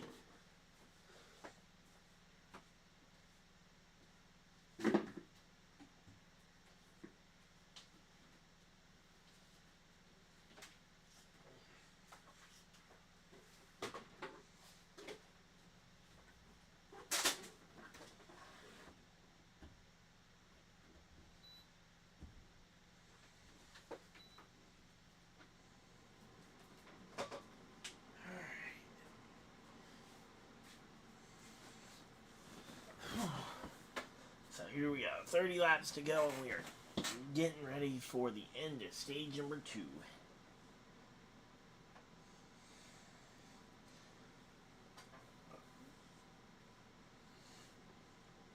Alright, how's everybody doing, though? We hopefully getting some pretty good, starting to pick up some viewership here towards the end of this second stage.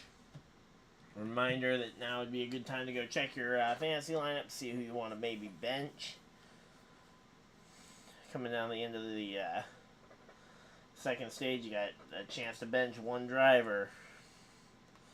I'll go ahead and check my lineup as well while I'm going ahead and reminding everybody else. Hopefully you guys are listening if you guys do have a play the NASCAR fantasy game.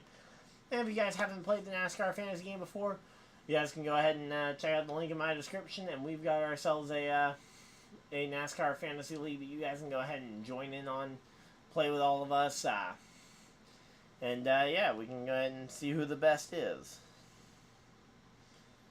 Let's see, I got a couple of logins for a couple of different leagues that I'm in.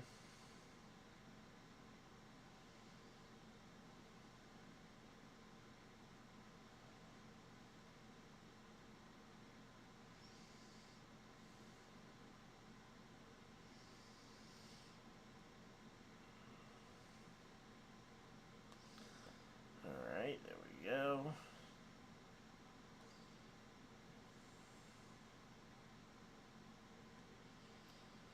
Alright.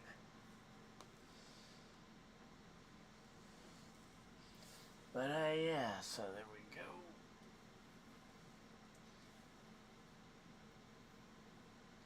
The NASCAR regional series they're going and promoting. There we go. There's Miles the Monster. They're coming back from commercial break here. Which means we're going to be seeing racing here any moment, which means I got to get the lineups done. Oh, yeah, and there's the world's largest rubber ducky. If they didn't have some sort of pre-race skit of Miles the Monster versus world's largest rubber duck, they missed a trick. And, oh, wow, Alex Bowman is all the way up into the second position. Let's go. Could Alex Bowman potentially snap his winless streak at the track that has been one of Hendrick's better tracks in recent years, especially going back to when Alex Bowman led a 1-2-3-4 finish here at Dover for the Hendrick cars, and honestly, historically, it's been a pretty good track for them as well. I mean, we already talked about Jimmy Johnson being an 11-time winner here, but yeah, even in recent history, this has been a good track for them.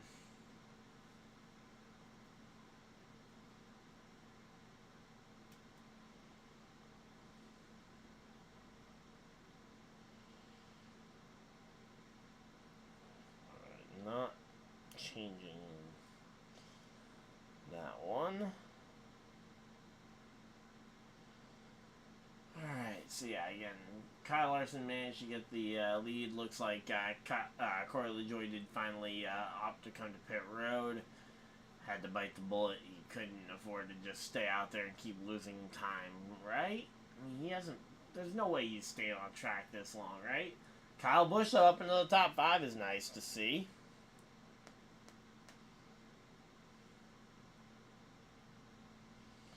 I got 3 more lineups to go ahead and check.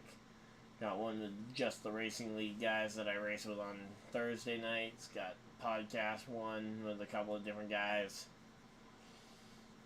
But yeah, the main league I play in, though, and the one I worry about the most is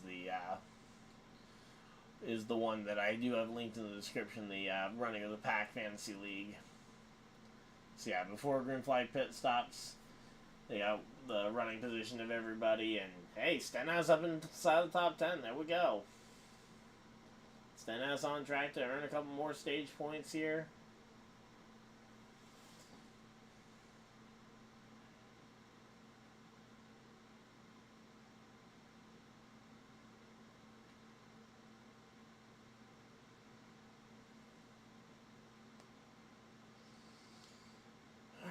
Let's see, and they're showing some more cording on some of these tires that were taken off that didn't blow any tires yet, which is always a good thing. Gotta love when drivers don't blow tires. Better than having a tire problem like what we had at Bristol earlier this year.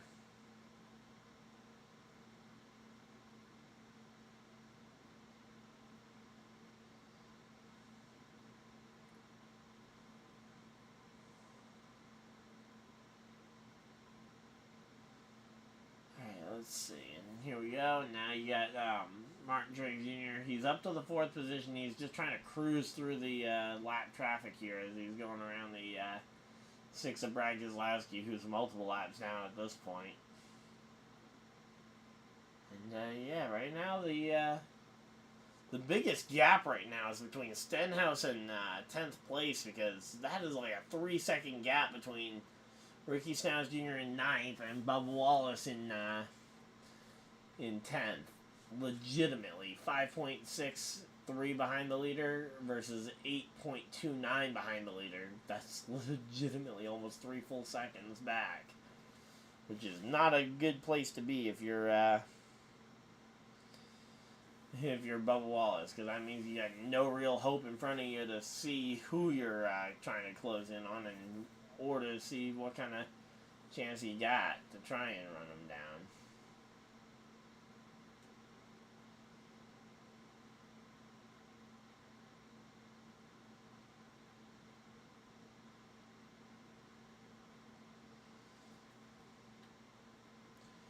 Alright, let's see.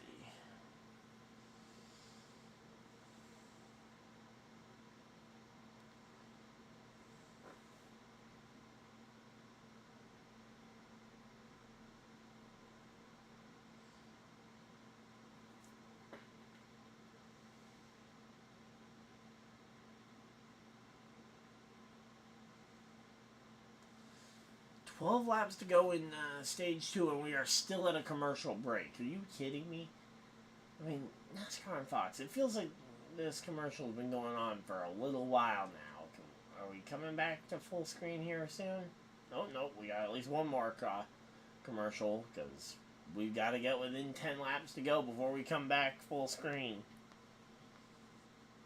Even though one caution inside of 10 laps to go, and we pretty much can end the. We would pretty much be ending the stage under the yellow.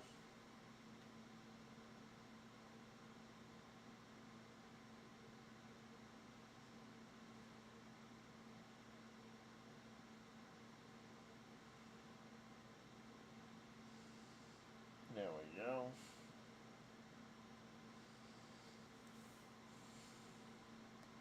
Salvage what points I could out of some of these rosters, and hopefully I've made the right choices, because we got about 9 laps to go now to go and adjust your lineups. If anyone's got to go and bench a driver, if you guys have a driver that you thought would do well who's a lap down, maybe you guys were big believers in the whole Jimmy Johnson hype, maybe you guys were thinking that the Stewart-Haas cars were going to be fast, like I was, thinking Briscoe or Gregson were going to be the answer.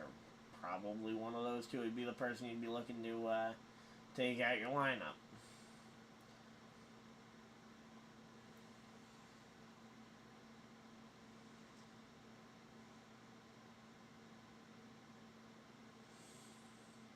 But I will say that Jimmy Johnson car actually looks pretty decent. The Family Dollar car there.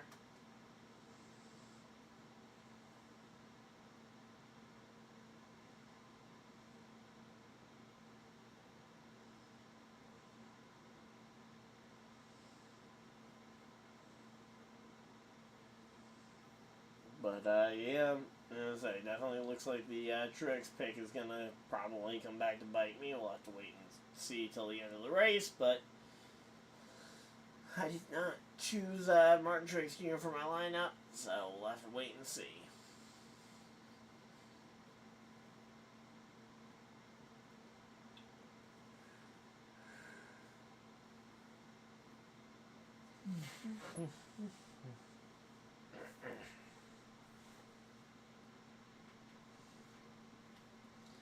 Alright, so yeah, we were just chilling here. Hopefully everybody's having a good day. 5 laps to go in stage number 2. You got 5 laps to go and make any last minute change to your lineup you guys want. Who you guys gonna be benching?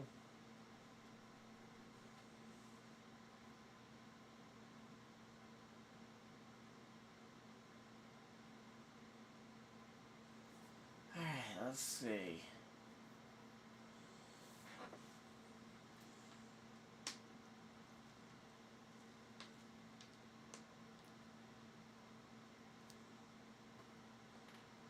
Say, is anybody going to be able to challenge Larson? Oh, here we go. Larson does have a lot of traffic in front of him, so that challenge from Hamlin could be real.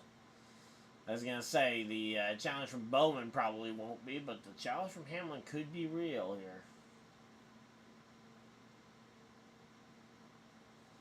Alright, let's see. What do we got going on here?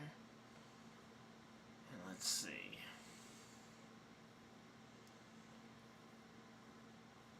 Laps to go.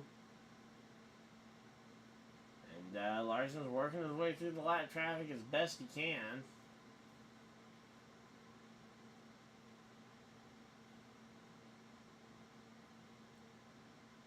Alright, 2 laps to go. Pit road is closed. And can anybody catch Kyle Larson? It does not look like it. 1 lap to go. Last lap of the stage. Is there any way Denny Hamlin, Truex, Bowman could catch Kyle Larson? I don't think so. I think it's going to be a race for 2nd and 3rd here. Here we go. Truex, Hamlin into the final corner here. Can either one of them challenge Bowman for 2nd? It looks like it's going to be a no. It's going to be Kyle Larson. Alex Bowman off of 2. Or off of 4. Coming home 2nd. 3rd was Denny Hamlin. 4th, Martin Truex Jr. 5th, Chase Elliott. 6th was Kyle Busch. 7th, Reddick. 8th, Blaney. 9th, Ricky Stenhouse Jr. And rounding out your top 10 today in stage number 2 was Bubba Wallace, with Ty Gibbs being the first driver to miss out on stage points. As there we go.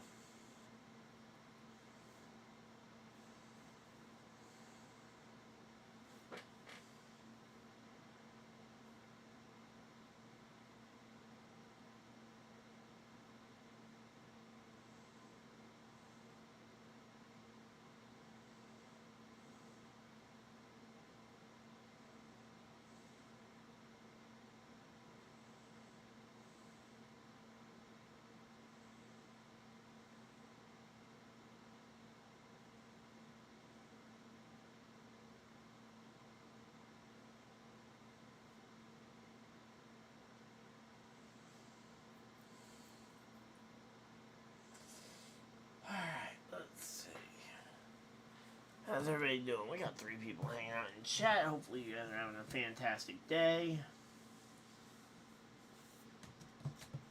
Alright.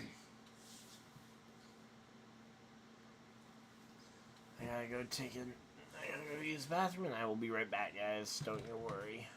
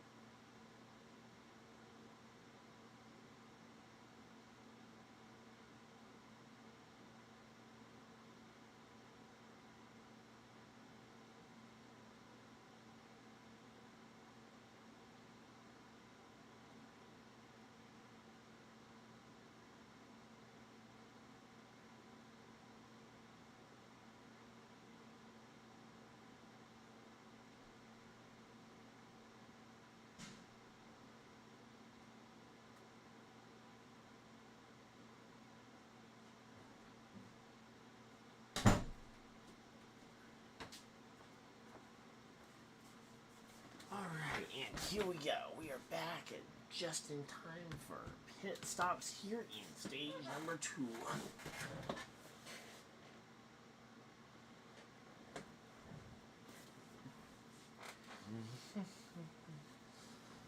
Alright, so we got ourselves 150 laps to go here as we enter the final stage, and we got ourselves another set of pit stops to go. I will say, this race definitely feels weird being broken down the way that it is. Being broken down into almost thirds rather than being broken down 100, 100, and then the final 200 laps to the checkers. I mean, it works out, I guess. I mean, there's a tire wear, they're definitely having to pit, but they would have had to pit in the stage if it was because it's 60 lap pit windows, it seems, for tires, and you weren't able to stretch it the full distance regardless, so I don't really see if there was much of a benefit to making the stages these weird lengths.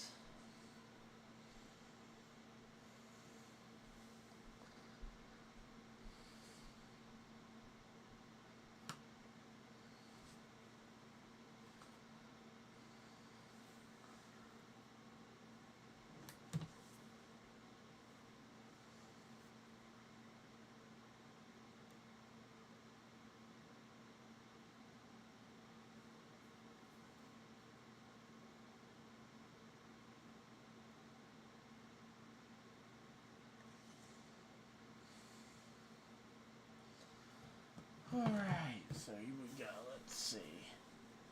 Coming down pit road, watching these stops. You got Kyle Busch in his pit stop, and ooh, it's going to be Hamlin off pit road first, gaining 2 spots on pit road along with Kyle Busch. 2 spots on pit road. Let's go. So, yep. Denny Hamlin able to out-drag race Kyle Larson to the line. Yeah, Larson and Bowman, both losing 1 spot each as they will come out 2nd and 3rd. Now, granted, with Choose Cone, the 2 of them could just choose whatever line Hamlin doesn't, and yeah, that's going to be they'll still get a chance to try and outrace Hamlin on the restart.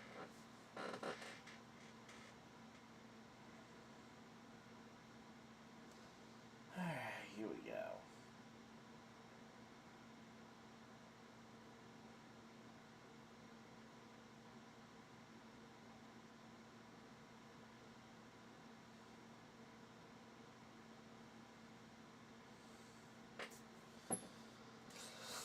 Alright, let's see. Again, we're waiting for everything to cycle around because right now the leaderboard is definitely incorrect. We'll just have to wait because, again, that's what the leaderboard was at the line or whatever.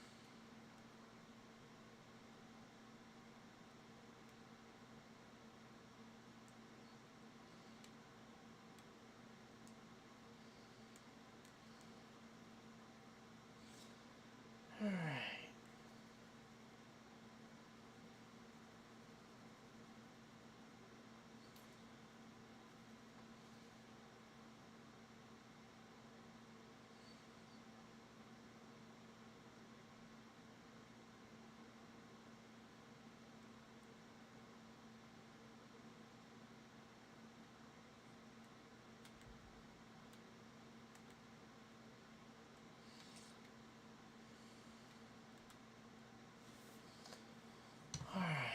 Go. Oh, let's go checking around the other racing leagues. Let's see how IndyCar is doing, because I know IndyCar was racing. IndyCar Series. Oh, come on. No, I don't want to be redirected to Bing.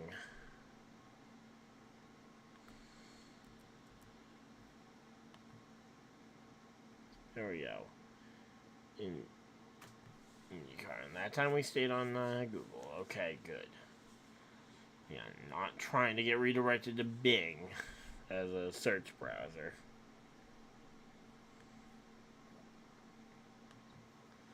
Might have to check and see if my computer did some kind of update or something, because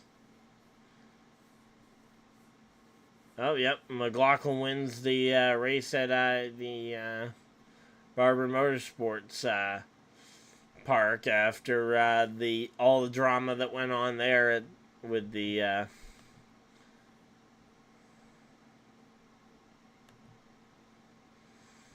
with the whole cheating scandal that came out this past week with the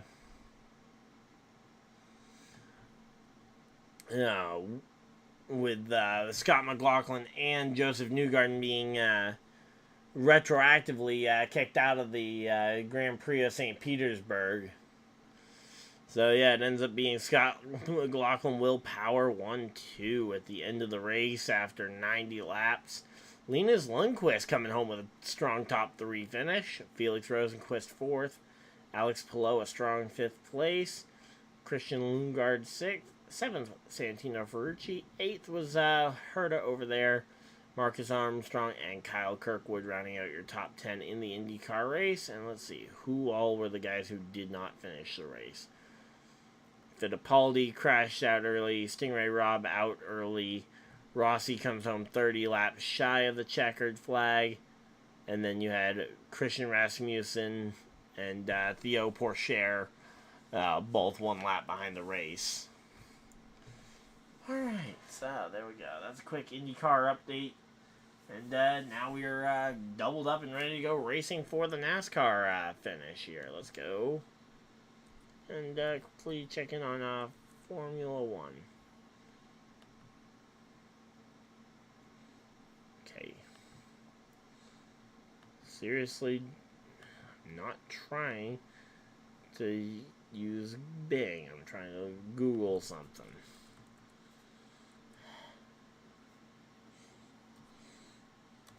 So here we go. Green, green, green. We're back in the racing in the NASCAR Cup Series. Kyle Larson, Kyle Busch in behind. Looks like the Hendrick Chevys kind of split up the task of trying to go after Hamlin there. Ultimately, it didn't work. Hamlin was able to get away with the lead here, and now it's going to be a battle for second between Kyle Larson. Luckily, Alex Bowman was able to outdrive Kyle Busch, but yeah, those 3 Chevys behind there did not do a very good job of trying to make sure Hamlin didn't get the best restart of them all here.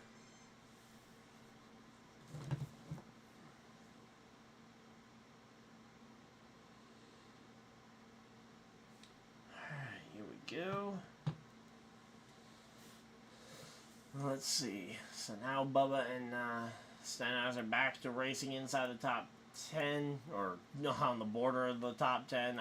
Ty Gibbs up into the top 10 firmly there, up into the 8th place after the pit stop. Nice little gain there for him.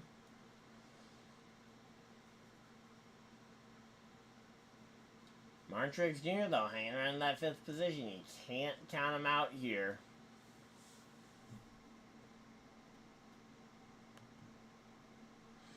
Oh, is it not started yet? Seriously, I'm getting tired of this whole Bing thing.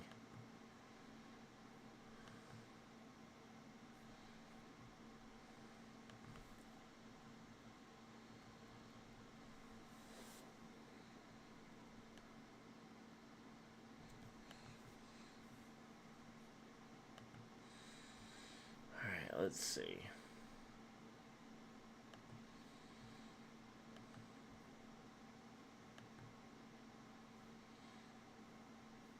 Okay, so the F1 race, Miami. Oh, Miami's not till next week. Okay, for some reason I thought Miami was today.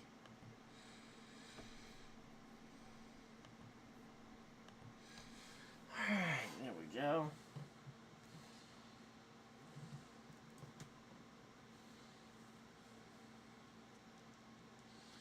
Yeah, I thought the Miami GP was also this afternoon, but no, Miami GP is next week. So there we go. No change inside the top 5 while we were looking for that, and no change inside the top 11 either. Barry in 12th, Allmendinger's up all the way back in 14th place, and Noah Gragson and William Byron are fighting it out for position all the way back in 18th and 19th place there. Definitely seems like William Byron's off the pace compared to his other three teammates who are all inside the top 7.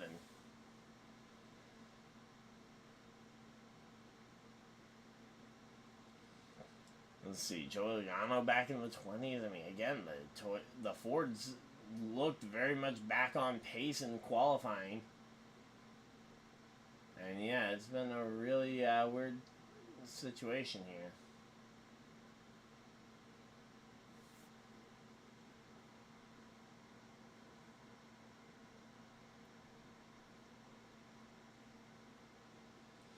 So Joe Gibbs Racing has not had a top 10 in the last 3 races. I mean, granted, you had a super speedway in there, you had a race at Texas, which could have gone any which way. And Hamlin is destroying the field. 2 seconds, almost 3 seconds ahead of Kyle Larson on track. I mean, he was my podcast pick, so maybe maybe the Dire Curse won't kill Hamlin.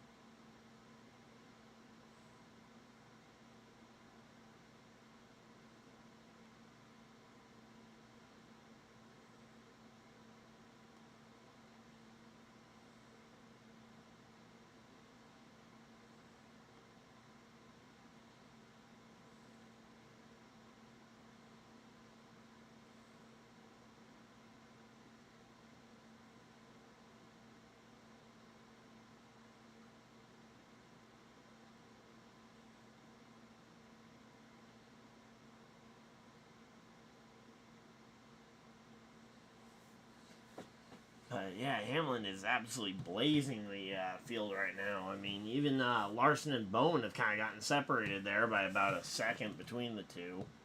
Not a tremendous amount, but every bit counts here. And there we go. Let's see.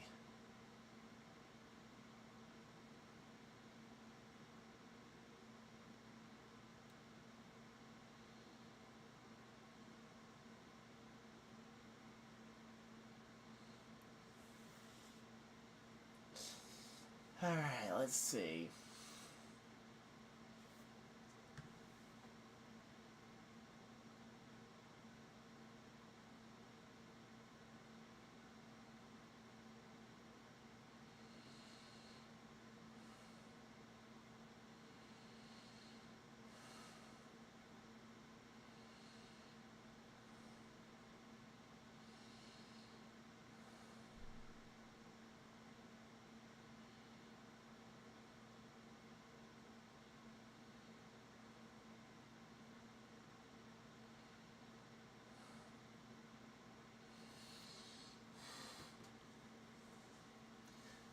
Let's see.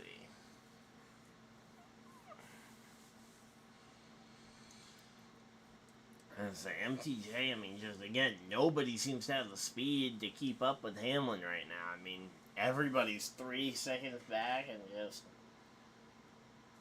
And honestly, I mean, Hamlin's last lap wasn't even overly impressive and it still gapped him.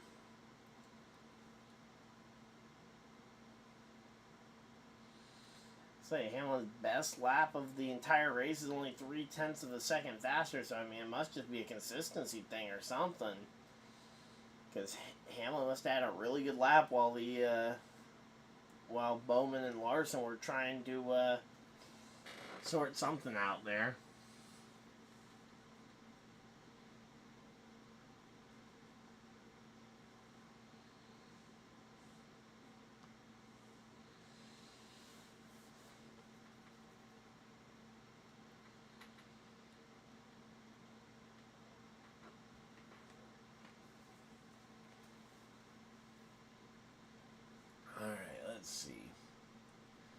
And they're doing the ones to watch. They got Hamlin, they've got Truex, they got Kyle Busch with some ones to watch. I'm not ruling out a potential Ricky Stenhouse Jr. surprise here. I mean, it would take a little bit of shenanigans going on at the front of the field, but hey, he's hung around inside the top 10, in and around that top 10 all day long. One little thing goes right for him on this, on a restart or two, he could find himself in victory lane. And at a non-super speedway track, and I think that would very, very much validate Stenhouse's place in this series. I think it would be a great thing for Ricky Stenhouse Jr.'s career to have a win at a non-super speedway track, and he can do it. He's had speed, just not the consistency or the finishes necessarily to check. That's usually because he either ends up with a pit penalty or his car ends up only being able to get him into the 15th or 20th position, and that's right around where the wrecks happen.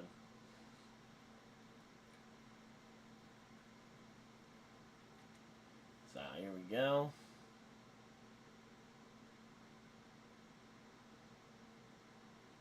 So again, they got one more pit stop here to make on this race before they've got the checkered flag in sight, but right now Denny Hamlin is just ghosting the field. I mean, there is absolutely nothing really shocking here.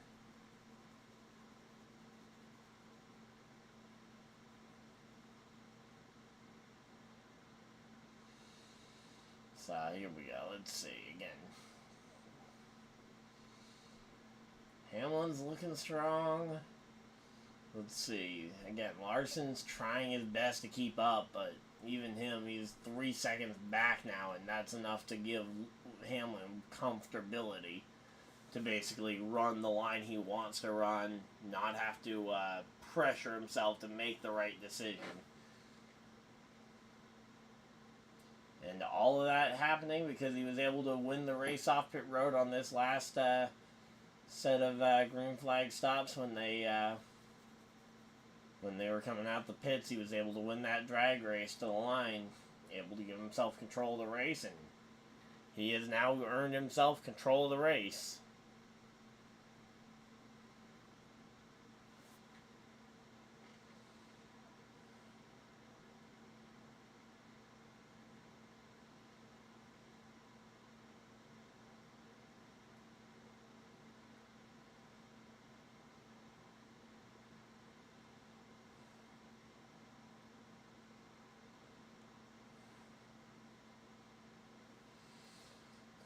Let's see. Again, right now, Denny Hamlin, he is looking pretty good. We've only had 2 cautions on the day for contact. You had the, let's say, you've had the spin from the 38 who got loose on the bottom. And then you had the 6 of Keselowski who lost a tire right near the end of stage 2, so. And say only 2 restarts so far, and say those restarts are going to end up playing a very crucial role in who wins this race. So here we go. Let's see again. Larson's starting to crawl back on Hamlin. It's almost like Hamlin has a really good short run car, but it flames out quick here. Now, granted, they have turned about.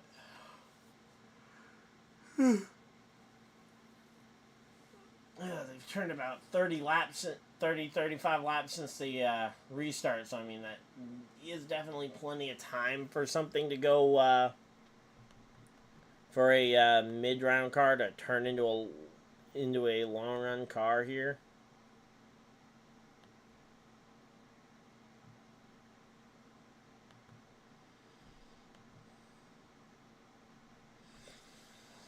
All right, let's see.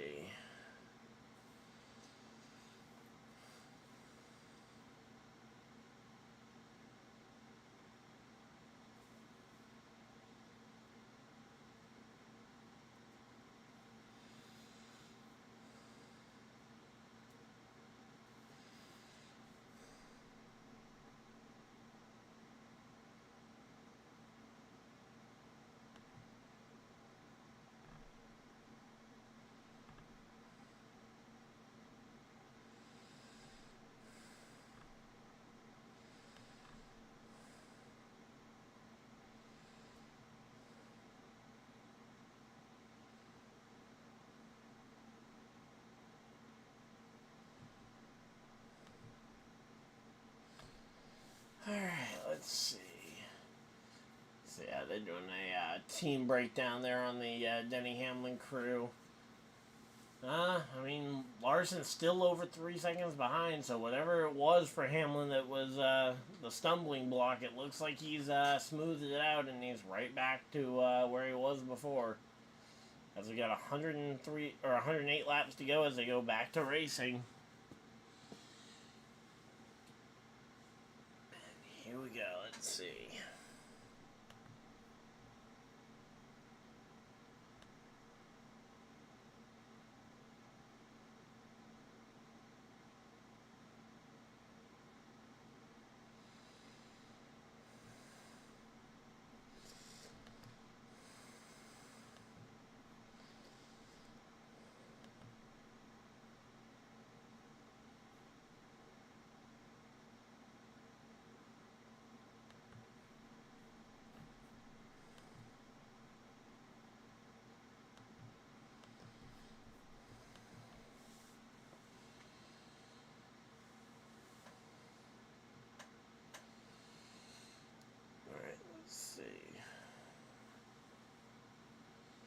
Uh-oh. What happened to Truex? I'm seeing someone saying, oof, Truex.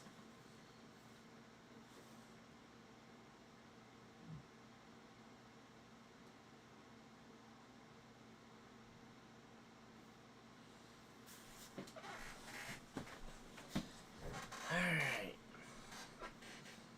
There we go. Let's see. Double checking. Making sure everything's all set. Everything's still going strong. I'm always paranoid, so I'm always double checking pretty much.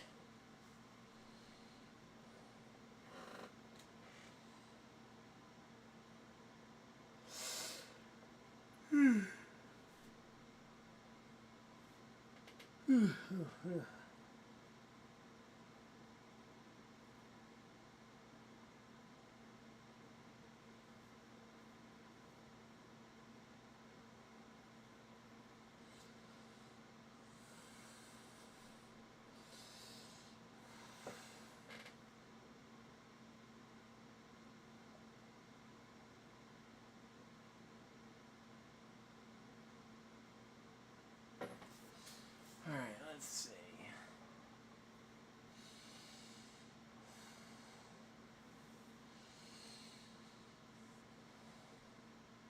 So, 100 laps to go as they come back from commercial break. Larson, Busch, Bowman, and Truex are the guys trying to run down Denny Hamlin right now, but Denny Hamlin is pretty much in a league all his own here tonight, as he is just cruising right now. And they're going to go ahead and crank it up, which means we are going to have a bit of time with no real context as to what's going on the screen. Because it's all about loud.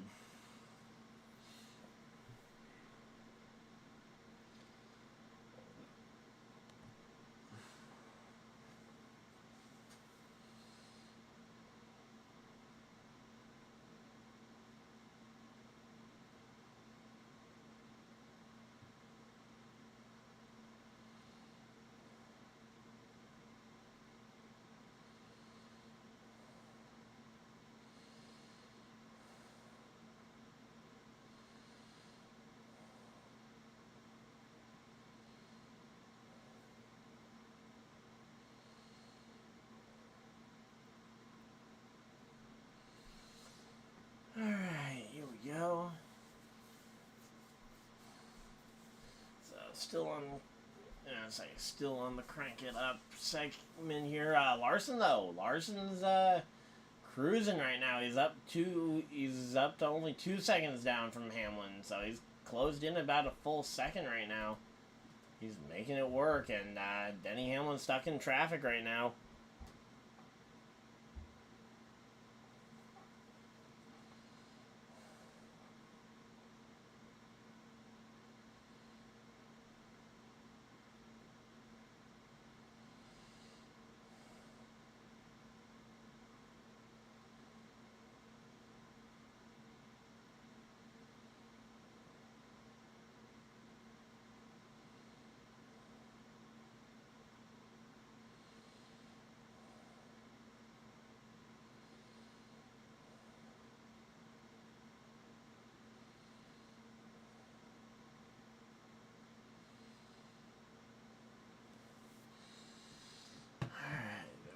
Got that all taken care of.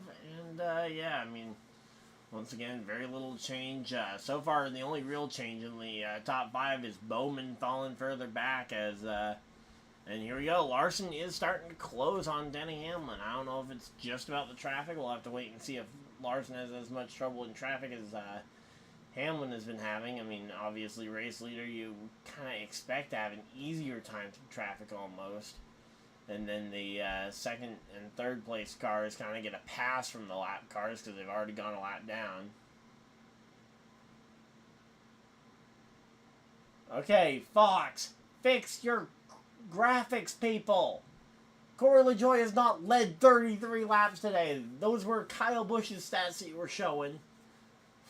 While you're showing Corey LaJoie. Come on. Like, this is easy stuff. Like, anyone with eyes can tell. Okay, honestly, people without eyes could probably tell you that Corey LaJoie has not led 33 laps today. Maybe in like 3 to 5 years, the Spire Motorsports team and Corey LaJoie might be able to lead 32 laps. But not today. He has not led that many today. Man.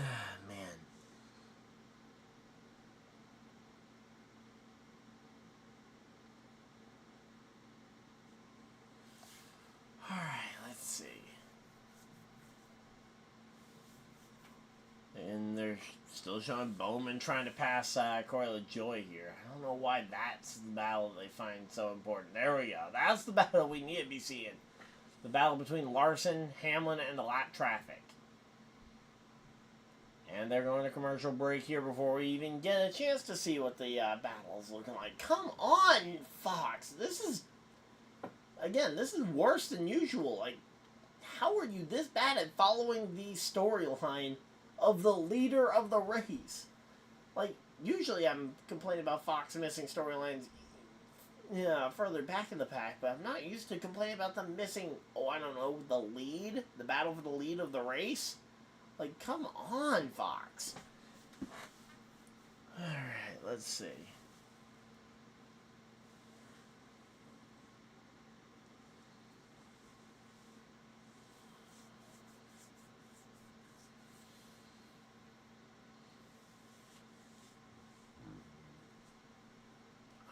Let's see.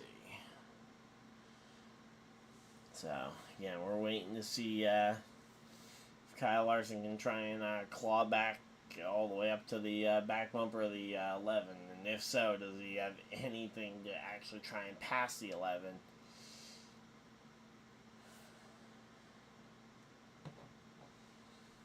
Alright, let's see.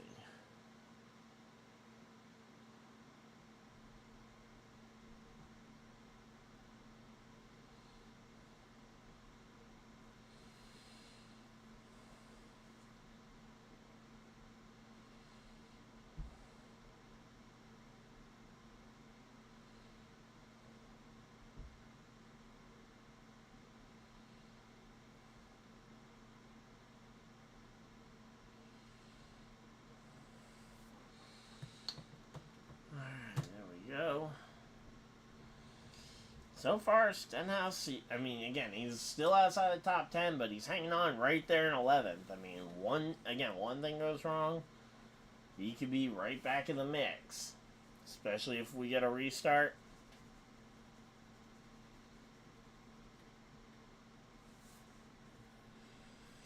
But, yeah, it definitely seems like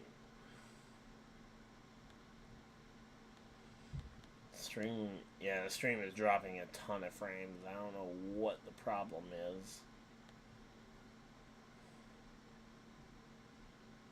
But yeah, the stream health it still looks good, but I'd say the actual streaming software is just dropping frames like crazy.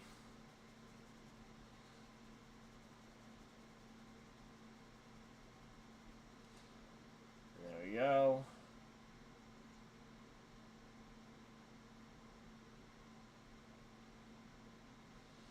Looks like Ryan Preece was upset. It looks like he was on fire for 50 laps. Are you kidding me? One, how is it possible that a race car can be on fire for 50 laps and they don't know that something's wrong or know to pull them into the pits at that point? And here we go. MTJ starts the pit cycle. Let's see. Can MTJ start the pit cycle here? Potentially get the... oh, and here we go. Here comes the rest of them on the next lap around. Hamlin, Larson, both into the pits. Kyle Busch stays out for this lap. Bowman hits pit road. Elliott stays out. Ty Gibbs stays out. Blaney and Reddick come to pit road. Berry comes to pit road. Stenhouse stays out. Chastain, Allmendinger staying out. Bell, Byron, Gregson staying out. Busher coming to pit road. But yeah, it looks like a lot of these guys potentially waiting for waiting 1 to 2 more times around here. Alright, here we go. So, and there we go. Kyle Busch, Elliott, Gibbs, Stenhouse, Chastain, pretty much everybody coming to pit road. Bubba Wallace, Noah Gragson, 2 of the drivers who have yet to pit. Daniel Hemrick also yet to pit. Stays out on the racetrack trying to gain some track position here. And that looks to be the only 3 that have stayed out at this point. So here we go. And there we go. Bubba Wallace, Noah Gragson coming to pit road, and it'll just be Hemrick versus the field here. And we're going to have to wait and see if Kyle Busch can hold on to that top spot here, because it looks like Kyle Busch, no, he's going to lose out the spot here to Larson and Hamlin as they round the corner. But yeah, Denny Hamlin with that late decision to pit almost faked out the 5 there. Almost got the 5 to go a whole extra time, and we got a caution. Caution flag is out. Hemrick strikes really lucky here.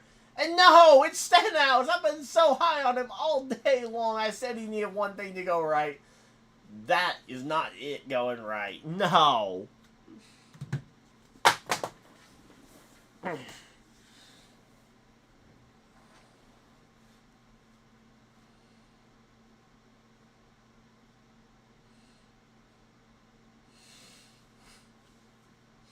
There we go. Let's see. What happened to... oh, Stenhouse... oh, he just came up the track into Josh Berry? Okay, I gotta see that again, because I didn't get a chance to see what happened. Like, was he trying to merge and just didn't see Berry there? Or was he trying to turn Berry? Not sure what happened there, but... here we go. Caution flag's out. We're gonna get to see a restart here. Daniel Hemrick just gained a ton of track position. And, yeah... this race just got interesting, though, that's for sure.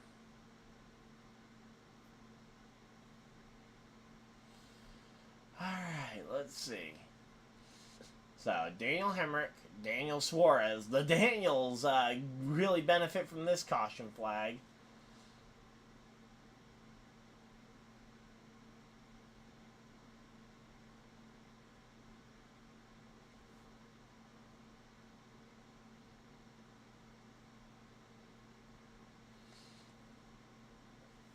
Alright, let's see.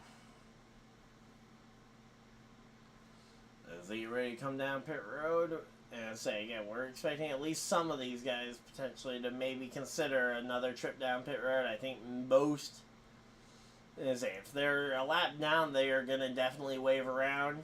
The question is, who all does Larson potentially still have a lap down, despite Larson's pit stop? Because that's the hard one, because if Larson doesn't pit, anybody that is behind him would be trapped a lap down. Because there's no way that they're staying out there.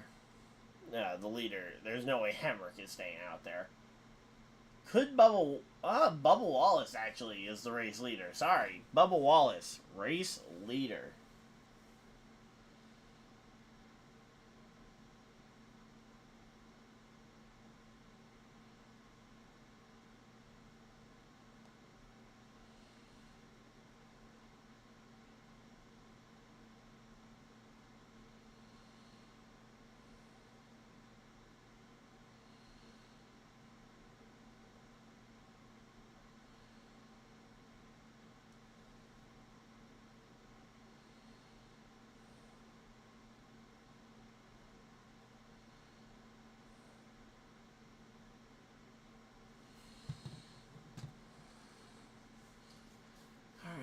we go. Hemrick's on pit road getting tires changed and stuff.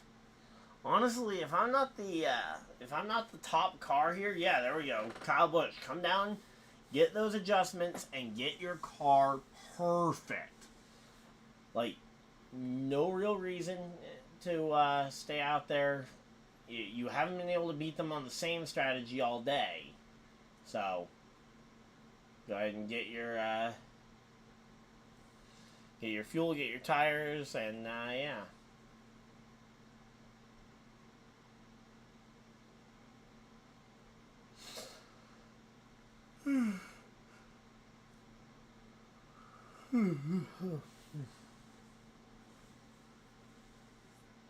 Alright, let's see.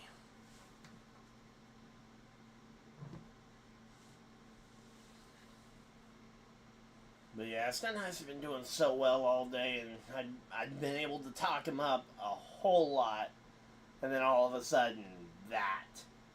Like, that is just crushing. Come on, man. It's just a bummer.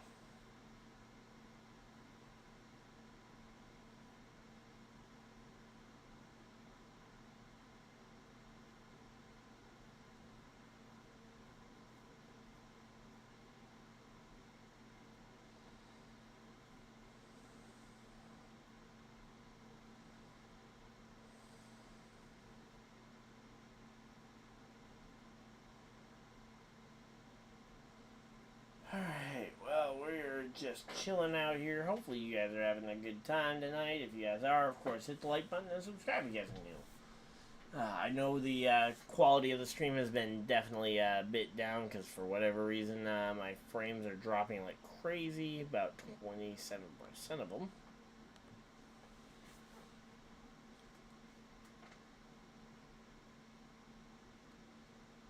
Alright, let's see.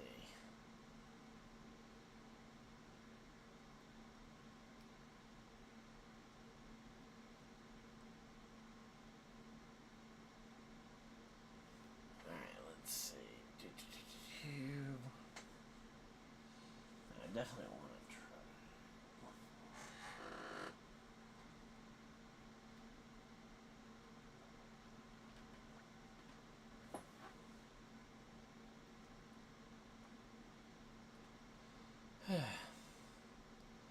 Yep, gotta love changes right before the weekend.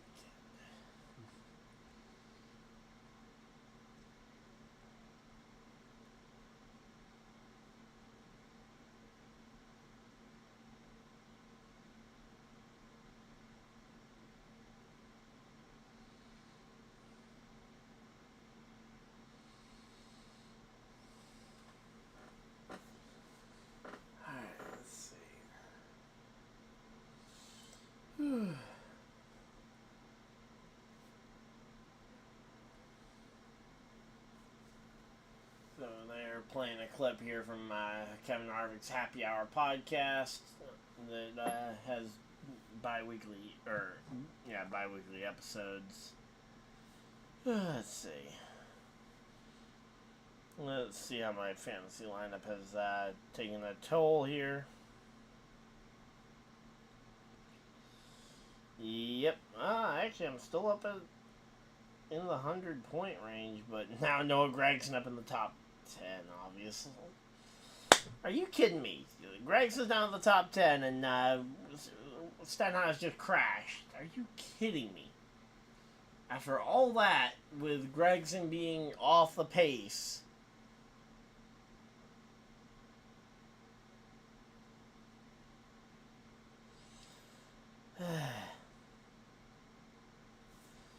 Fun times. Alright, here we go. Hamlin and Larson take the front row spots. Gregson and Trix will take second row. Third row will be Hemrick and Elliott. Wow, Daniel Hemrick's going to get to restart inside the top 3 rows. That's actually pretty big for him. Jimmy Johnson getting to restart inside the top 12 spots. Let's go. So, Jimmy Johnson getting to start inside the... getting to start inside the top 12 here. Okay, yeah, the freeze frames are really bad. I'm just looking down at the thing now, and it's like, yeah, it's every few seconds the thing's freezing up. So here we go, 73 laps to go. It's borderline. I'll keep going for the end of the race, but man, it's just annoying to see know that the quality is not the way I like it. But here we go, green, green, green. Green flag's out. We are back to racing. And let's see. Down into turn one, you got Hamlin's gonna... Oh, we got a crash! Oh, there we go. Bubba Wallace, Christopher Bell, Byron wrecked. Oh, man, that's a bunch of good cars there wrecked. Bubba Wallace, Christopher Bell, and William Byron all in a pile of wreckage there.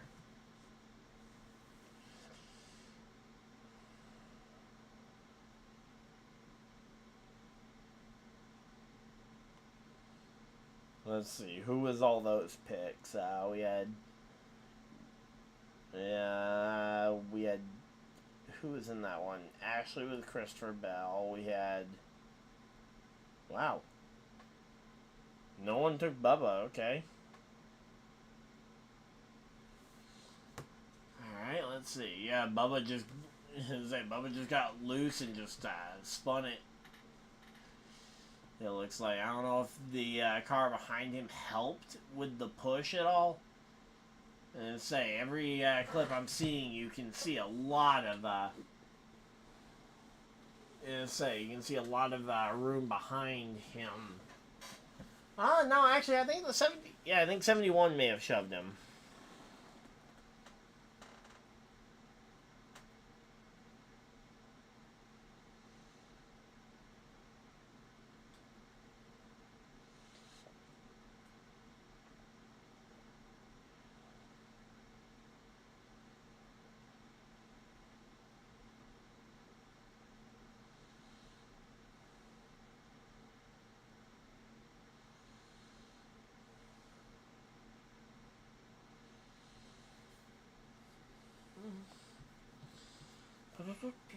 Well, we got ourselves another caution flag, and we're right back in it. And oh yeah, William Byron got piled up. Okay, who had Byron? I forgot about Byron getting collected and all that. Let's see, whose podcast pick was Byron? That was Brandon. Okay.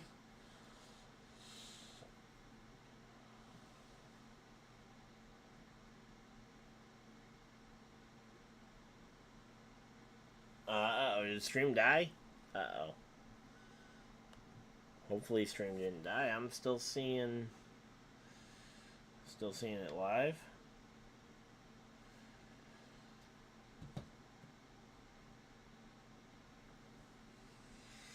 Oh, great.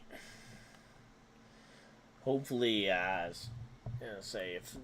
gonna keep talking just in case the stream isn't dead, but it looks like stream might have died here.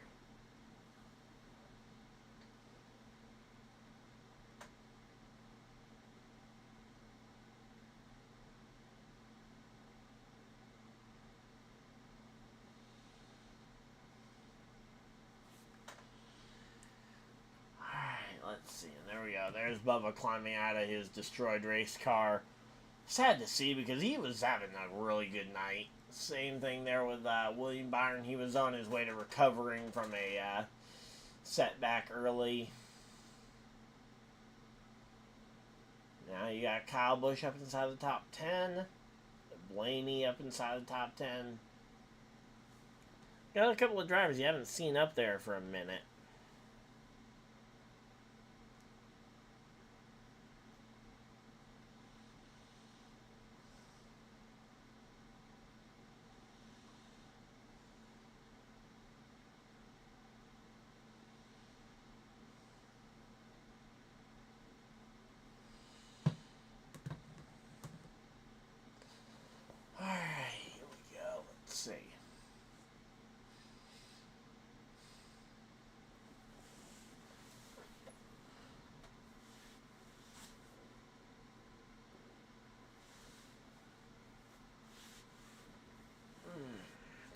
Let's see. Frame loss is still going on. Yep, there's the stream health going down. Good, but not excellent connection. And there we go. Sorry, the back of the garage is starting to look like a bit of a junkyard back there.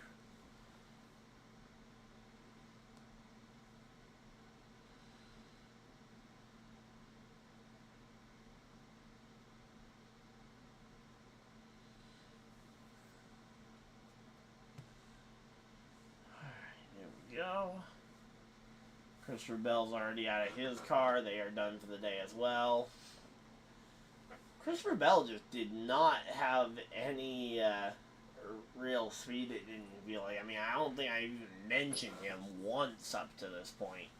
Granted, there was absolutely no pre-race because I didn't get on until we were 5 laps deep into the race.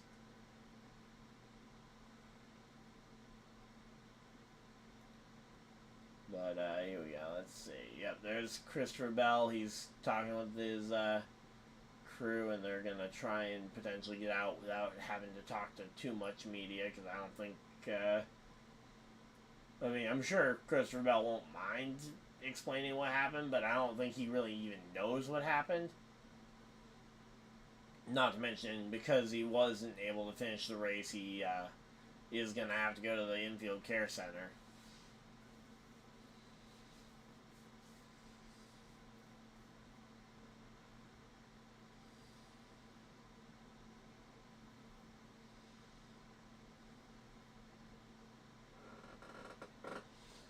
Alright, so yeah, pretty decent, let's say, they've had a pretty decent amount of drivers kind of cycling to the front of the field. So, Stenhouse, yep, out the race, which is unfortunate, and then 3 more drivers go out just after Stenhouse retires from the race.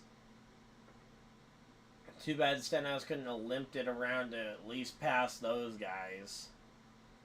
I mean, granted, we had no idea that those guys were going to be out of this race, because we had no way of knowing another caution was coming. Alright, here we go.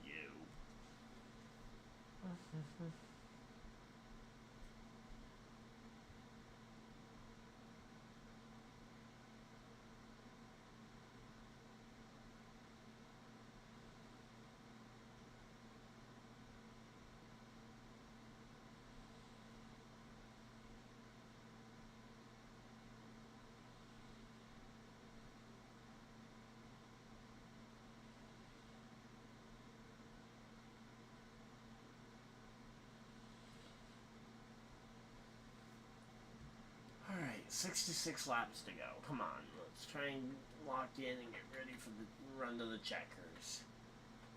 Kyle Busch coming from 7th. That's the guy I want to see win this race. Come on.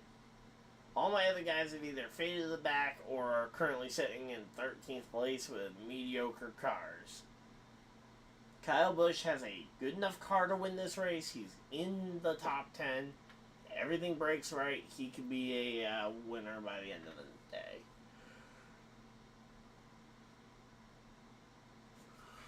Not to mention he's got the talent to pull a bad car up to the front of the field versus AJ Allmendinger, who I don't think has the talent, has at least the raw talent to be able to just pull a car to the front on an oval like Dover, to be able to just ride it up to the front if it's not great. So, certainly a good car helps, but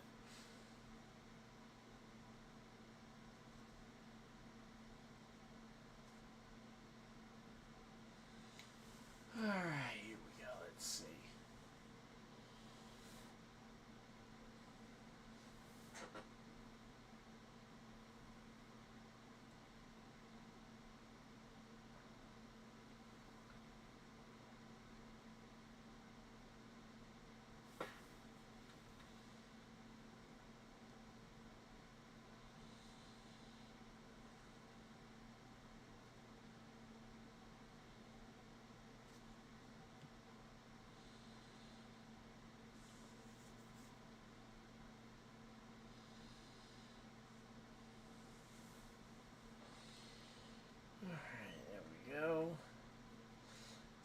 another commercial break. We got more time before this thing gets back going.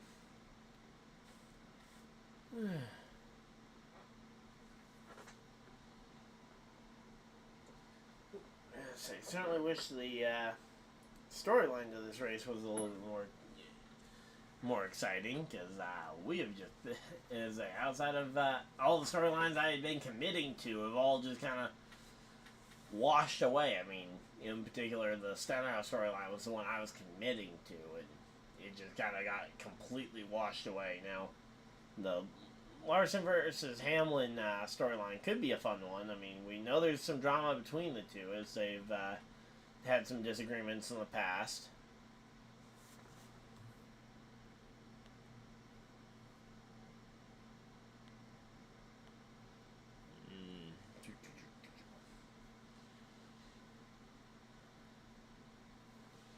Alright, let's see.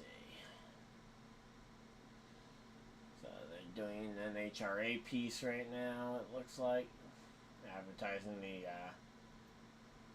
the Charlotte drag strip. Oh yeah, Charlotte finals coming up next. So that's what's up after this race.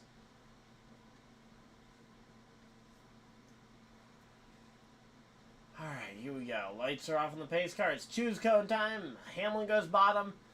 Hamlin goes top. Larson goes bottom. Truex takes top. Then you got Gragson and Hemmer going to line up behind Larson. Elliott, Kyle Busch lining up behind the two Toyotas on the top line. Then you got Bowman, Ty Gibbs on the inside line, and Ryan Blaney on the outside of row 5. Row 6 is Allmendinger and Reddick. What happened to Jimmy? Jimmy was doing so well earlier. Alright, where did Jimmy fade to on that run? Oh, okay, so Jimmy is 5 laps down, despite he was restarting inside the front couple of rows.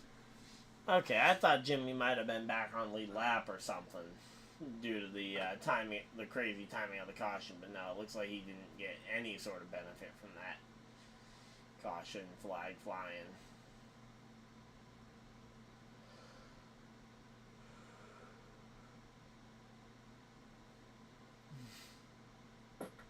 Alright, here we go. Green, green, green. Green flag's out. And those two Toyotas on the top are like rocket ships here. There we go. Denny Hamlin clears out to the lead. And now it's going to be Truex versus Larson for second as they battle it out for second place here. Alright, now you got Reddick battling it out with... you got Reddick versus Chastain for 10th there.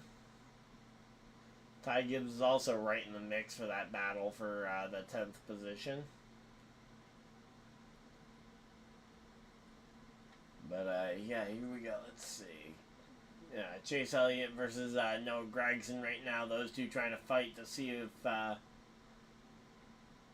see which one of them is going to be able to get to go up there and race with the lead lap cars.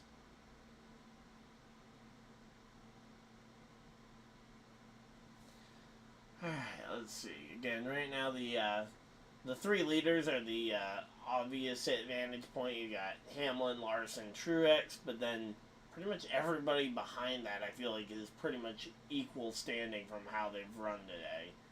You got Noah Gragson in 4th, Elliott 5th. Kyle Busch in 6th is a little bit of a special case because he's actually gone up there and proven he can lead laps with the car that he's got. We just haven't been able to see him drive back to the front after the initial, after starting out front.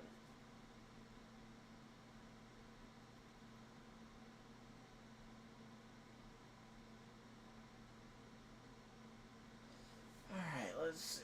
And we're just working our way through this one. 58 laps to go. They're tying with William Byron. And, yeah, right now Hamlin is just trying to cruise away to the victory.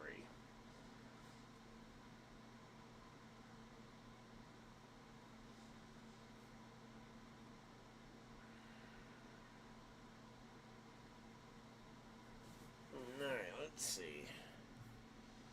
Yeah, if the frame drop rate hits over 30%, I'll just end the stream because, yeah, at that point, it's over a third of the stream where it's just frame drops.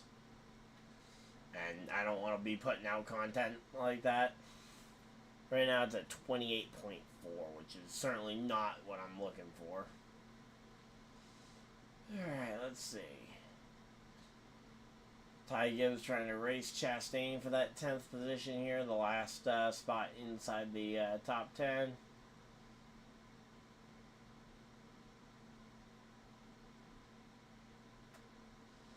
Alright, and here we go. They're talking with Bubba. I want to see who Bubba blames here. Let's see. Alright, we talked about the... Alright, here we go. Working your way inside the top 10, and now you're out. What happened? I don't know. Sitting here a long ride on the golf cart to figure out what to say.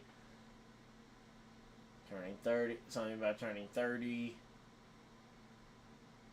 Have to be more mature. So just a bummer. Hate it for the Xfinity Series Toyota.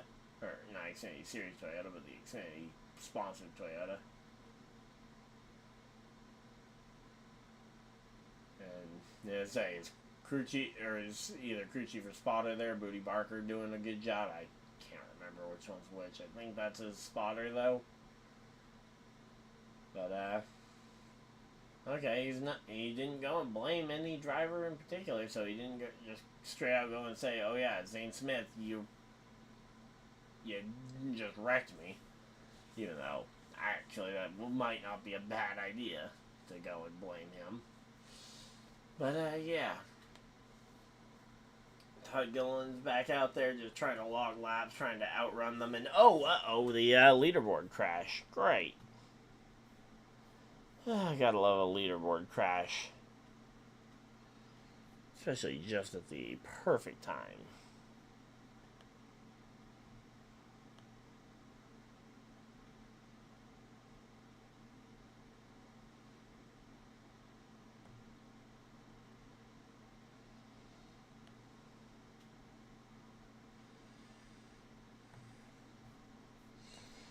Alright, there we go.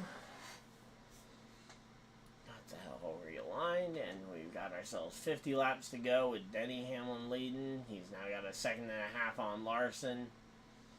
And once again, Denny Hamlin just trying to breeze away.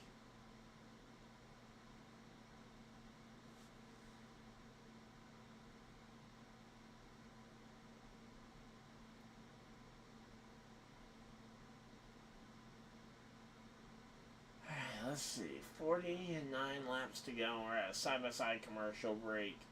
Meanwhile, Denny Hamlin is just pulling away from the field. And yeah, it looks like that number of drop frames is going to hit 30% here pretty soon.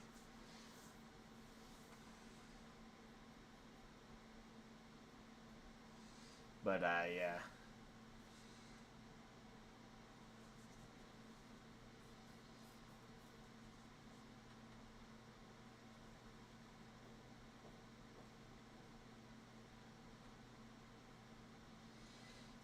Let's see. So, only 18 cars on lead lap here. That's a pretty small amount of lead lap cars. I mean, not the smallest amount of cars lap down that we've seen. Alright, let's see.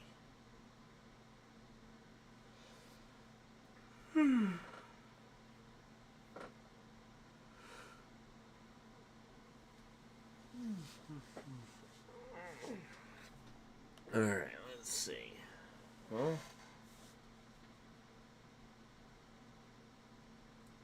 46 laps to go, and oh, was that smoke coming off of Noah Gregson's car? I thought I saw something.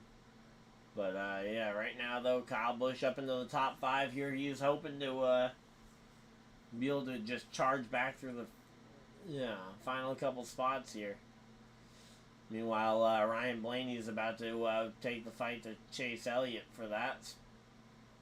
For the 6th position.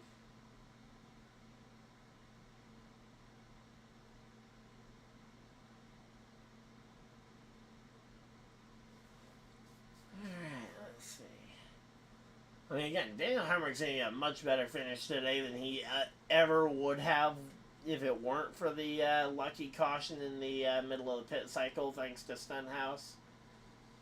I mean, legitimately, there's no way Daniel Hemrick was going to be able to drive that car up into the top 10. But, hey, you know what? Maybe he can go ahead and get a top 10 now.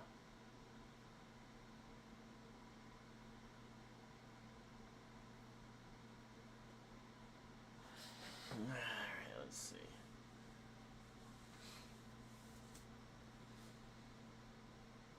So, yeah, 18 cars on lead lap.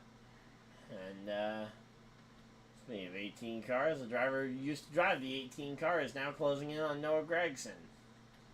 So, Kyle Busch has run him down, but again, 4 seconds back of the leader. They are just too far back to realistically be able to expect them to run down Hamlin and Larson and all them.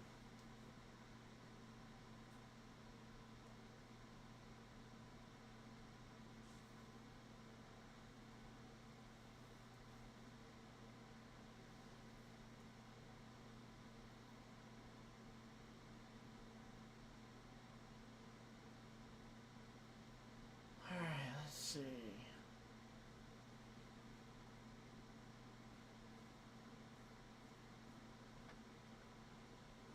Again, right now, Kyle Busch is just kind of running. He's run down Noah Gragson, but catching him and passing him, two very different stories.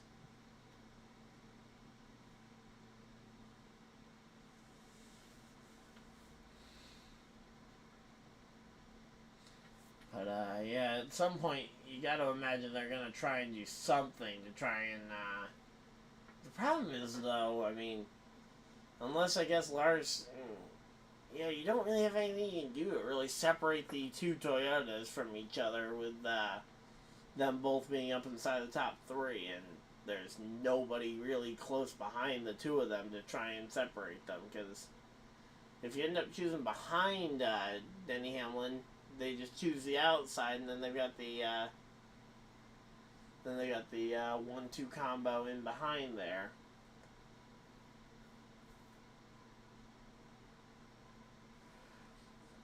I mean, as I say, the way this race is going to end, though, it looks like it's actually going to be a pretty good day for the Toyotas. Here we go, let's see.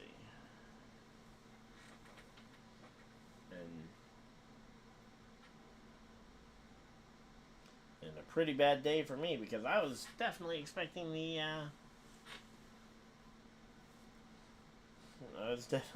downfall of, I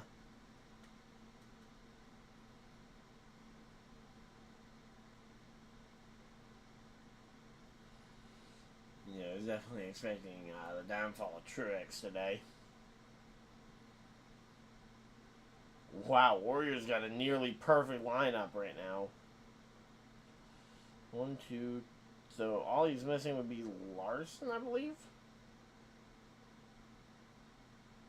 Yeah, all he's missing for a perfect lineup would be Larson instead of Elliott. And Warrior would have a perfect lineup going right now. Now, the last time a near perfect lineup or a perfect lineup was going for one of us, there was a caution that really messed it up. Any chance we see that again, or no? 35 laps to go, still plenty of time for another caution, but we're obviously not hoping for a wreck. I'd love to see if we could get a near perfect finish here for him. Actually, would only be a perfect top half, though. Did he get a good bottom half, too? No, yes. So he's got 3 of the 4. You just need Reddick to finish ahead of Kyle Busch. Which is confusing because he didn't have Reddick in his lineup, but he had Kyle Busch. So I guess he was doomed to never have a perfect lineup there. Unless, I guess, if Reddick was running better at the finish but got absolutely nothing in the stages, maybe, and then Kyle Busch out-earned him in the stages, but finished behind him in the race.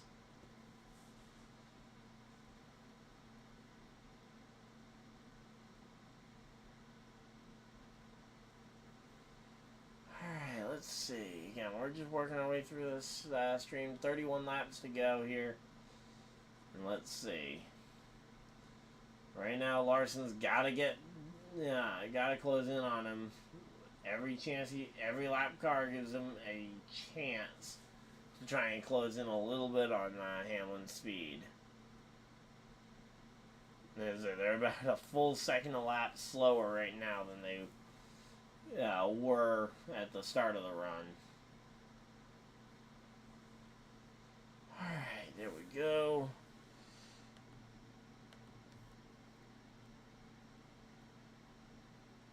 Go ahead and just turn off the ads right now, because there is.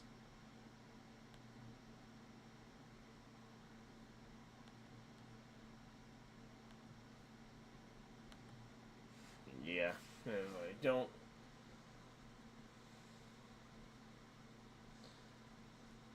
I don't think we needed any more ads, considering how bad this connection has been today. We'll go ahead and do caution free to the checkers.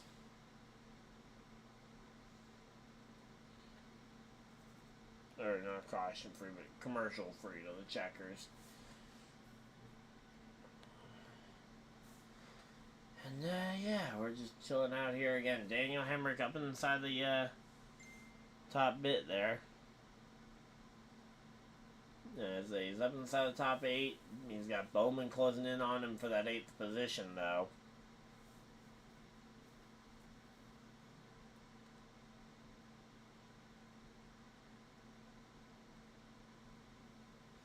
Let's see. Ty Gibbs up into 11th, but there's just no movement anywhere inside the top 20. There's very little movement up there, and now Suarez is probably going to be on the board to potentially get lapped next. Let's see. Well, Suarez is still like half a lap. Oh, no, yeah, he's pretty close to getting lapped here. And 25 more to go here. Let's see.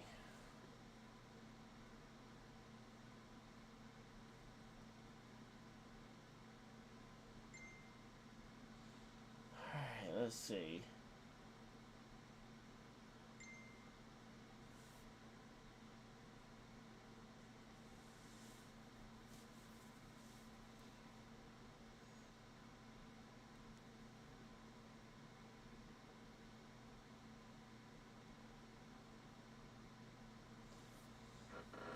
I mean, Kyle Busch having a good day. I mean, again, points are good, but a win would just be so much nicer for a lot of the Kyle Busch fans at this point. We've gone and seen him lose plenty.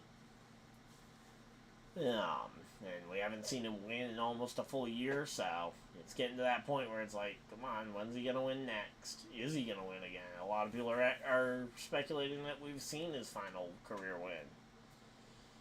And if so, I would be a bit disappointed, because that would mean I didn't get a chance to see it in person, which would, granted, there would be a very small selection of races for that final win to come at for that, but I think I've seen 2 of Kyle Busch's late career wins, but I haven't seen him win. I haven't seen him win in the 8, and I haven't been able to see him win. Yeah, I haven't seen him win since he moved over to the 8. Although I didn't get to very many races last year outside of the 2 Charlotte races, so kind of makes sense.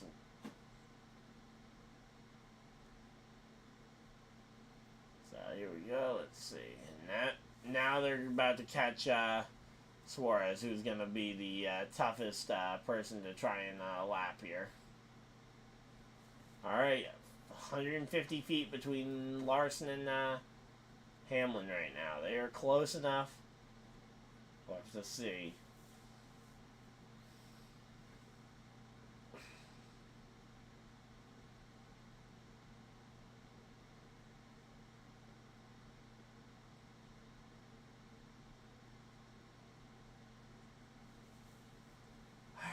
come on. Let's see. Are we going to see anything else happen today?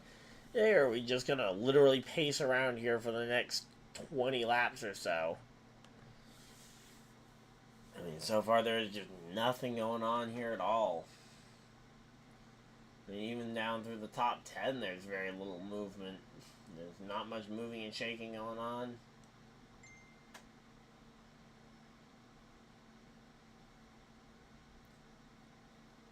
Alright, let's see.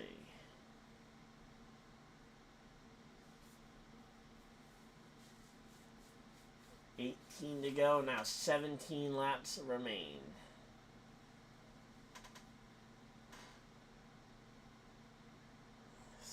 $17 laps, and let's see what we got.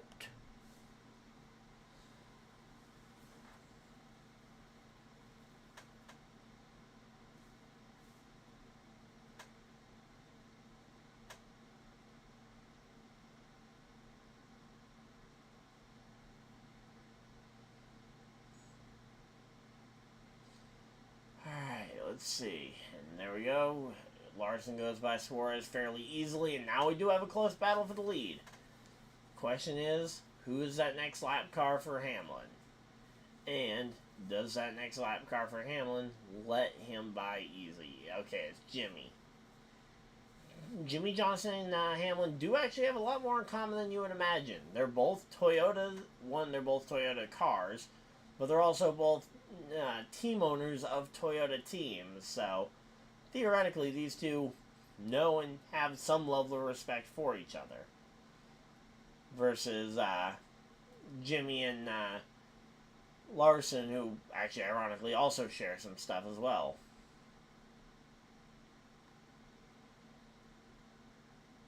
Yeah, they both share the stat of they've won at least one championship for Hendrick Motorsports.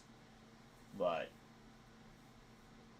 not sure which one takes precedent for Lars, or for, not for Larson, but for oh, yep. The fans in the stands are doing the reeling him in for Larson, who is attempting to try and reel in Denny Hamlin here.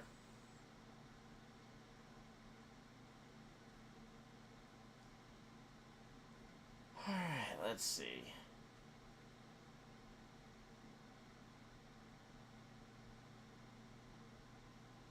Here we go. Chase Elliott's starting to mix it up with Kyle Busch there. Kyle Busch also right on the back bumper of Gragson. So we could see a potential three-way fight for that spot. Let's say, if we see a three-way fight for fourth, that'd be impressive.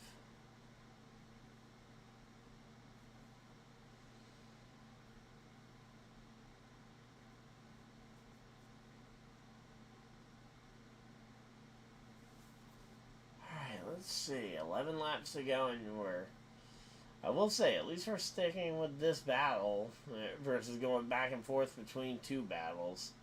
Although it definitely feels like it could be time for picture-in-picture. Yeah, put up the battle for the lead in one box and put the battle for that fourth position in the other box. I mean, I would at least consider doing it for a couple of laps. Let us see the battle between Busch, Elliott, and potentially Gragson. 8, 9, and 10 battling it out. But, here we go. Let's see.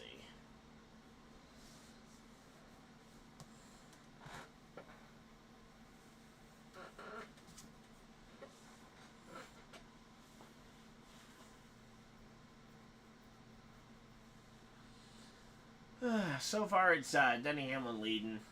It's been a pretty cut and dry race. Hamlin versus Larson so far. We had one interesting caution towards the middle part of the race, where Stenhouse ended up wiping out into Josh Berry in the middle of a green flag cycle with Hemrick leading, so that's why Hemrick's up there. But other than that, it's been a pretty boring race, and my internet has been awful, so say in terms of actually trying to get the broadcast done. I didn't realize just how bad it was until the second half of the race. And showing some of the highlights or lowlights in their relationship between Denny Hamlin and Kyle Larson. The spring Kansas race last year, which we are getting ready for next week. 1 year ago, spring Kansas was won by Denny Hamlin in a move that Kyle Larson did not appreciate. And then was it Pocono that later that year that they had the same running into, or a very similar running into, which was also Denny Hamlin's fault?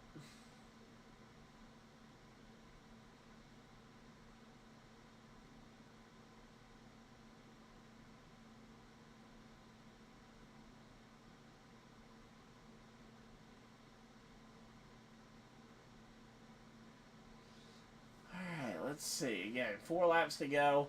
Larson's close, but I don't think he's got anything to really try and pass Hamlin. I mean, we'll see. But Hamlin, he was my podcast pick, so I'd love to see Hamlin hang on for this one. But ultimately, I just want to see a good finish here, and I don't think we're getting it.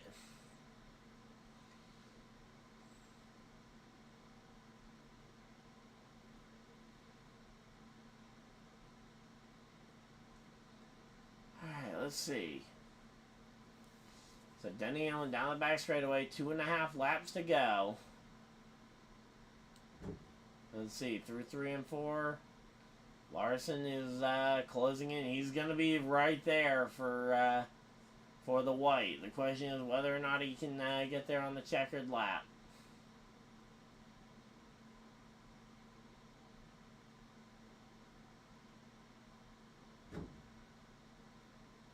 Let's see, 2 laps to go. Larson up the track. Hamlin has the lead. White flag this time by. 1 lap to go. This race will be over this time by. They got the caution light up just in case there's a caution flag on the last lap. Kyle Busch was able to take 4th place from Gragson there amidst all the commotion. But it looks like it's going to be just a nice standard Denny Hamlin win here. Coming through 3 and 4, no drama.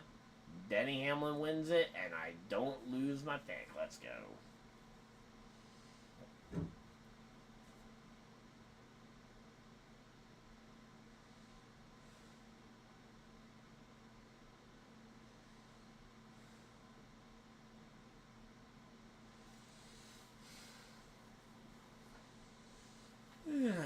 So yeah, there we go. Denny Hamlin, Larson, Truex, Kyle Busch, and Chase Elliott the top 5. Gragson, Blaney, Bowman, Hemrick, and Ty Gibbs the top 10. Unfortunately, due to the issues with the recording software, I'm just going to end up turning off the stream now rather than doing the full rundown like I normally do. But yeah, tune in actually real quick. We're going to go through the weekend schedule for next week before we go ahead and sign off, so you guys know what streams we're going to be doing next week. So let's see. No Xfinity Series race next week, so it's just trucks on Saturday night. Okay, I'll be home for that one, and Cup will be at 3 p.m. So we will be doing both trucks and Trucks and Cup, so we will look forward to seeing you guys Saturday night, if I don't have anything out sooner, although again, I still hope to have some kind of content coming throughout the week. I just haven't been able to get anything done that I feel good with releasing, so I will see you guys later, though. Have a great rest of your